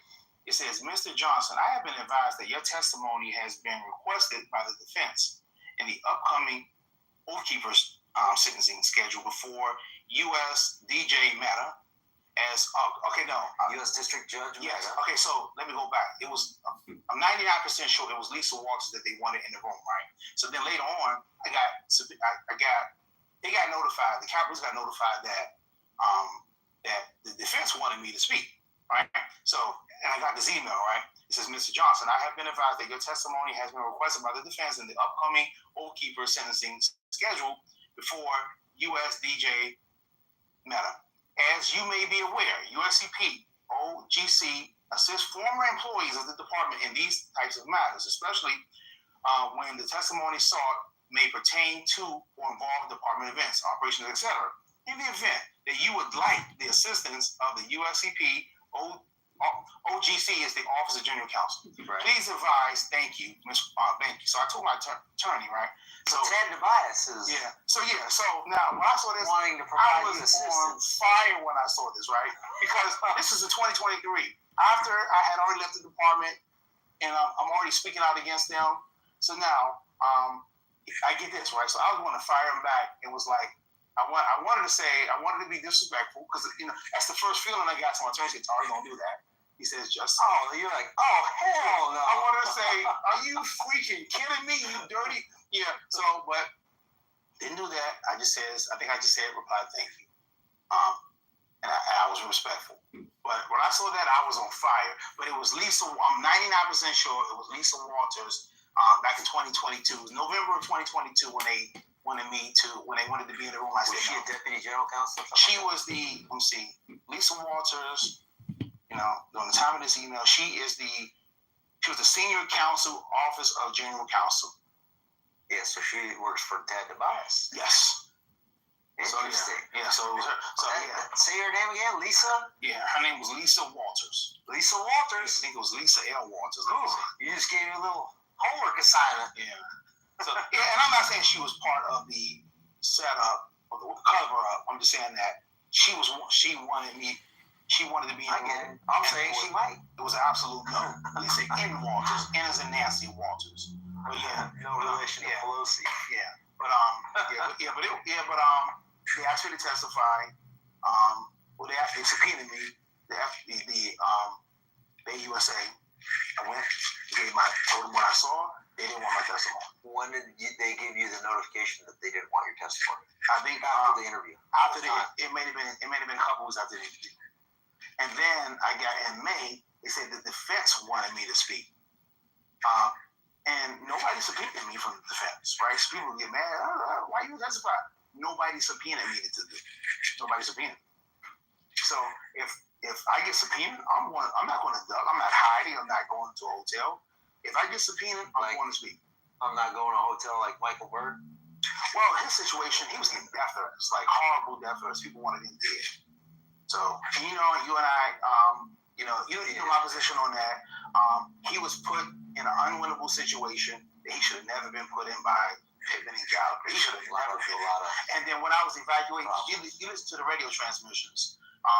Pittman or Gallagher, they had the intel. They could have helped me with that evac.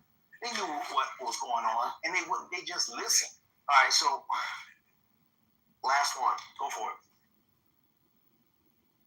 Jennifer Hemingway. I don't know her at all.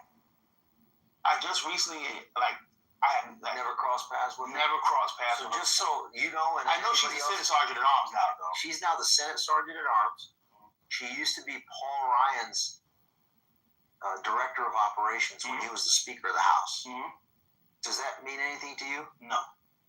So the Director of Operations, a senior staffer for the Speaker of the House. That'll be the same as Jamie Fleet was at. Pretty much. Yeah. So my analysis when it comes to that is, I believe, and the only way to prove me or disprove me is for us to get in the mind of Paul Ryan or look at his communications, or Senator John Thune, who's now the Senate Majority Leader. I suspect that there was a conversation between Paul Ryan and John Thune to have her selected as the Senate Sergeant at Arms this year, being the chair of the Capitol Police Board, to allow another opportunity to cover up for what you and I are trying to expose. January 6th and the leadership failures, intentional cover-up, etc. In addition to that, that's why they moved Senator Mitch McConnell. Political pressure. They basically moved him from being the Senate Majority Leader to the chairman of the Rules Committee. That's the committee that has oversight over January 6th, the Capitol Police. You think Mitch McConnell's going to do anything? I do know this, though. Do you know who Jennifer Hemingway's deputy is? Who? Do you know? I don't. I know you don't know. Okay, so Major promoted 3 deputy chiefs, right? So it's good. We should have been taught, right? So I know we didn't talk more. So Major promoted 3 assistant chiefs, deputies who were deputy chiefs to assistant chiefs, right? Well, I take that back. Benedict was from outside of the department, so he brought Benedict in, right, and made Benedict an assistant chief.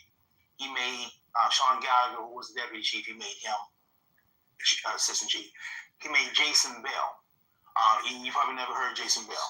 So he made Jason Bell, who was the deputy chief, assistant chief, right? So now you got 3 new deputy chiefs, right? Now, all of his appointments, right? So he made those 3 appointments. You know, Gallagher. He being major. He promoted a dirty Sean Gallagher. He promoted Benedict, who may have brought a person in with a gun and put him next to Donald Trump. That's who you heard? Sources. I heard it was Benedict who brought the person in and put a personal acquaintance of his in the rotunda while Trump was giving his inauguration, unvetted with a gun. Yeah. So, like I said, Benedict ended up getting moved from Protective Services Bureau, and they moved him over to training. So, so this training more important than leadership in criminal, like the IED, investigations. Anyway, so you move him, and then you put a deputy chief, and you make that deputy chief, I guess, the acting assistant chief of Protective Services Bureau, and her name was Janita Mitchell. Slow down, name? Jenny? Her name is Janita Mitchell. Janita Mitchell. Yes. And this is the thing. Janita Mitchell is super smart, very qualified, so I got no issues with that. But still, she's still a deputy. Hopefully she'll get promoted to inspector. But assistant. But right now, you move Benedict over. So the question is, why did you move Benedict? If they're trying to say that there's because the Capitol Police said the other day, there's no record of the gun incident in the rotunda when President Trump was speaking on his inauguration day, right? They didn't say it didn't happen. They said there was no record of it. Yes, it wasn't real. So I promise you, Ted Bias did this right here. So this is the issue. Why do you move Benedict then? And so then you move Benedict. And so now, why not suspend Benedict? So they already said there's an investigation underway. Why don't you suspend Benedict? Because you damn sure suspended the officer who let the gun in on the 3rd of March. But you don't suspend Benedict. And the officer, he accidentally missed the gun, which still is a problem. But Benedict purposely brought the person in the building, allegedly brought the person in the building and put him in there with Donald Trump. So now, but you don't suspend him. The reason why Manger didn't do that is because Manger was the one that hired Benedict, and it's embarrassing to him to suspend somebody he brought in. He already got the corrupt Sean Gallagher and then Jason Bell. Okay, so, and I heard this pissed off Manger, right? Jason Bell barely waited till the ink dry on his resume before he applied to leave the department to work for Jennifer Hemingway as her deputy, Sergeant Arms. So all 3 of his deputy chiefs, assistant chiefs, have issues. Obviously, Jason Bell leaving, Benedict bringing the gun in, allegedly bringing the gun person in, and then Sean Gallagher, who's corrupt, can't keep guns out of the building. These are Manger's hires. This leads me to the last question. Go for it. But before I ask you the last question, is there anything else that you want to address that we haven't addressed yet? Ivan, we will be here for another 5 or 6 hours. But this really high level. The high level number one thing is this, and I can say it all day long. I'm not fighting for. I know you're not gonna like this, but when the corruption is at a level 10, I'm not saying that justice or accountability can't be fought for. This goes into my last question. Then it sounds like. Okay, so let me bring it home. Perfect. Okay, let me ask it. Okay, so that we're clear. Okay, so I'll let you ask it, but you gotta let me answer it though. Go ahead. I will. Go ahead. Tit for tat. Chief of the U.S. Capitol Police, Tareq Johnson. What would you do as Chief of Capitol Police if you were designated as such tomorrow? Oh my gosh! In these categories, what personnel moves?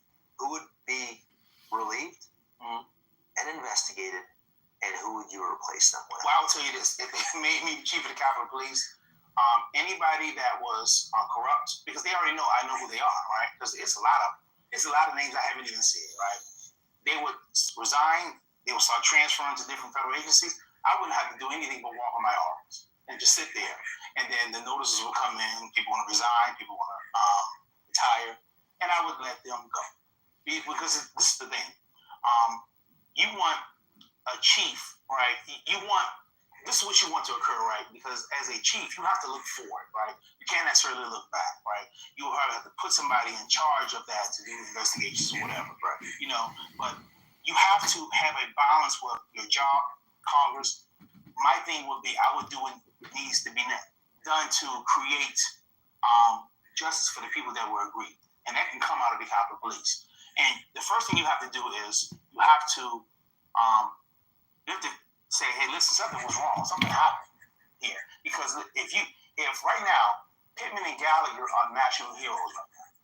So if they're national heroes, there's nothing for the government to fix because Capitol Police did their job perfectly on that day. But if they messed up before during and after January 6th, and it hurt officers and demonstrators, then you got to fix that. Right. So now the truth will come out, but also you can balance that with the expectations and the wants of the members of Congress, because at the end of the day, you want to make the department go forward. You want to make Congress happy, and you want to fix what was broken. That's what I would do. Who would you designate to investigate those? I wouldn't say the name here, but I have a good. Well, you already know. I know exactly who I would do. Yes, I know exactly who. And you already know who a general counsel replacement would be. I would find somebody that's Tad would definitely have to go, obviously. No way. But no, we agree on a lot. Yeah, we agree on that, yes. You're one of very few people I agree with a lot. Yes. I know exactly what I would do in every leg, and I could, do it to where you're not pissing off Congress, and you're taking care of the people that were agreed on January 6th, and you're making the department go forward. I'm an operations guy, so I'm going to stop the guns from coming in because Gallagher can't do it. So I'm going to stop the guns from coming in. I'm going to give the officers what they need, because that's ultimately what it is. And I'm going to show the officers that officials are going to be held to a higher standard, because right now the way it is supposed to be is that officials are supposed to be held to a higher standard. When they watch Gallagher walking around and slithering around Capitol Hill, it doesn't show them that, because everybody knows how dirty he is. So I want to show the officers that the officials that supervise them are going to be finally held to a higher standard. That's what I would do. But you're not the top of the food chain. Who, to finish off this last question, who would be your ideal House Sergeant at Arms, Senate Sergeant at Arms, Speaker of the House, and Senate Majority Leader? I would have to think about an architect of the Capitol. I'm gonna take away the Senate Majority Leader. I'm not dealing with anything with Congress. That's members of Congress to though as a Capitol Police. I'm gonna report to whoever has that position. But the Sergeant at Arms for the Senate and the House, not you said the Majority Leader. Okay, we'll just do the. You meant the Senate. We'll just do 3 of the 5 that I mentioned. So the architect and then the 2 sergeants at arms. I think who would be your ideal number 1 draft pick? Son would be, I would say, he could take either the Senate or the House sergeant at arms positions, whatever one he wanted. So another person I like to think who. I like to think about the second one, but Son for sure, because Son has a grip and understanding of the politics more now than he did when he was chief, and he has institutional knowledge of the position of chief. So he would be useful there. So I would put Son as one of those people. The other one, I don't know how to think about. And as far as if I was chief, I know what I would do. You would have to find out what happened. Not necessarily look for accountability, but you would have to fix what was broken. People need to know the truth so they can have trust in the department again, because a lot of people don't trust them. Okay. And do you have any other recommendations for Barry Loudermilk? I'll say just him keep doing what he's doing. I know there's so much he can do if he's getting pushed back, but like for me, like Congress, I try not to be critical of Congress. Like I'll jump all over Liz Cheney and the other guy. Things look right. Yes. Yeah, I love Togo. I beat them up on X all the time. Because if you're a former congressman, you're game. You're fair game. But if you're a current congressman, because I don't want to piss them off, because pissing them off doesn't help the cause. So I try to stay away from that. I try to focus on. I don't play by that rule. I try. Yeah, you don't. I focus on. I don't discriminate. Yeah, you don't at all. I'm focused on Gallagher. So Gallagher is my number 1 focus. Can't do it by myself, so I'm going to keep talking. Hoping some people want to join the fight. Tareq Johnson, patriot, American hero. Thank you. You're going to go down as a very consequential figure. You have so far, and I think it's only going to amplify. And honestly, I could care less about any of that. I'm ready to be done with this, but I can't leave this fight until it's finished. Because and I had some personal conversations, and I was angry sometimes, and I wanted to say, forget this. This is bull crap. but I can't get out. I can't leave. I'm here. I detained you. Yes. Good talk. I appreciate you. Absolutely, brother. Fantastic. That was good. That was very good. And are you aware that the United States Capitol Police's General Counsel Tobias, in a transcribed interview, has attempted to invoke attorney-client privilege? Yes or no? Yes. And if yes, did you instruct him to do so? No. Okay.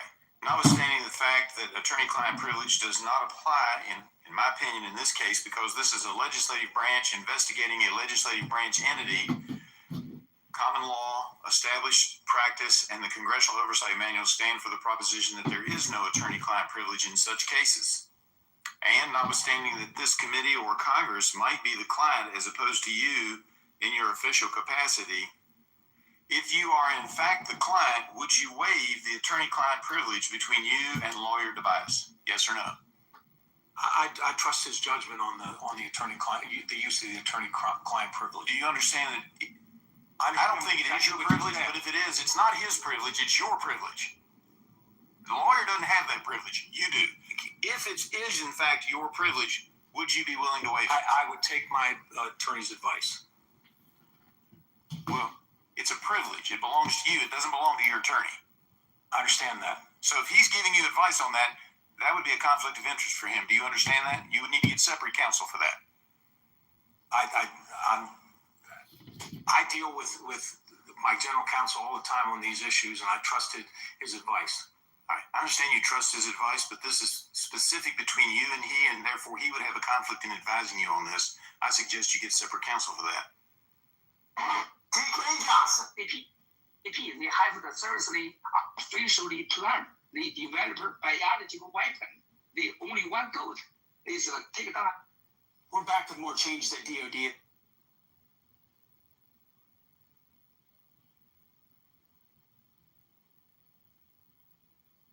This time, an update on.